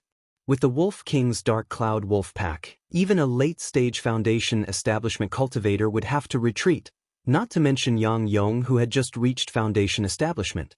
He was surrounded by the wolf pack and was about to collapse. Coincidentally, Wang Qingzu was hunting in the mountains and passed by here, saving Yang Yong. Wang Qingzu had saved Yang Yong's life, and Yang Yong knew how to repay the favor. After the Wang clan fell into trouble, Yang Yong actively mediated for the Wang clan and saved the Wang clan. For 300 years, the Wang clan sent elders to visit Yang Yong every year and gave him generous gifts. The Wang and Yang clans, from cultivators to mortals, intermarried constantly. Even Wang Xiang's mother was a member of the Yang clan. When Yang Yong received Wang Jian's letter, he immediately reported it to the Netherworld sect's sect master. The sect master didn't pay too much attention to this matter. After all, the Clear River Carp didn't have much practical use and was only worth some spirit stones. Since the incident happened in Clear Glass City, the sect master handed the matter over to Elder Zhou, who was guarding Clear Glass City, to handle. However, Elder Zhou was in closed-door cultivation and didn't receive the letter. Wang Jian rushed to Clear Glass City early to visit Elder Zhou, but he was also rejected. It wasn't until Yang Yong arrived and called Elder Zhou out of the closed-door cultivation room that Wang Jian saw Elder Zhou. By the time he finished discussing the matter of offering the Clear River Carp and rushed to Jade Spring General Store, it was already the next morning. When Wang Jian learned about what happened last night from Wang Jida, he was also shocked. If the Clear River Carp was really snatched away, the Netherworld sect would be furious, and the Wang clan would be in big trouble. Fortunately, Wang Daoyuan and Wang Jida secretly replaced the Clear River Carp and diverted the attention of the cultivators who were snatching the treasure. Otherwise, Jade Spring General Store and Pill Seal Pavilion would be finished. Just when Wang Jian was still in shock, Elder Zhou and Yang Yong brought several Netherworld Sect Foundation establishment disciples to Jade Spring General Store. At this time, Liang clan's clan head Liang Jiaxing also came uninvited, but his complexion didn't look good, as if he had suffered heavy internal injuries. Wang Jian and Wang Jida greeted Elder Zhou and Yang Yong. After the greeting, Elder Zhou said, "The Wang clan is deeply righteous and took the initiative to offer the Clear River Carp. Lord Sect Head is very happy and gave me full authority to handle this matter. He also said that he would reward the Wang clan well." Wang Jian hurriedly thanked. "As a subordinate clan of the Netherworld sect, offering the Clear River Carp is our duty. We dare not ask for a reward." Liang Jiaxing said in a strange tone, "Why did I hear that a Foundation establishment cultivator broke into Pill Seal Pavilion last night, injured the kid who caught the fish, and snatched the Clear River Carp?" The Wang clan lost the Clear River Carp and even shamelessly wanted to offer it to the Netherworld sect to cheat a reward. How should they be punished? Wang Jida asked back, "May I ask how clan head Liang knew that someone snatched the Clear River Carps?" Liang Jiaxing said contemptuously, "Such a big commotion last night, how could I not know?" "Since you knew, why didn't you help?" Wang Jida asked again, "Could it be that clan head Liang wants the Clear River Carp to be snatched away by someone else or for your own, and you don't want my Wang clan to hand it over to the Netherworld sect?" Liang Jiaxing was speechless. Wang Jida said what was in his heart. After holding it in for a long time, he could only weakly reply, "How would I know that the Wang clan wants to hand the Clear River Carp over to the Netherworld sect?" After Wang Jida gained the upper hand, he didn't continue to pursue, so as not to annoy Elder Zhou. Elder Zhou also knew a little about the grudges between the Wang and Liang clans, but as an outsider he didn't need to get involved. However, he was too lazy to listen to their bickering, so he asked, "Is the Clear River Carp still in the Wang clan's hands?" You're tuning in to the Wang Lin's Journey YouTube channel. Don't forget to subscribe and join us on this journey to catch the most captivating stories.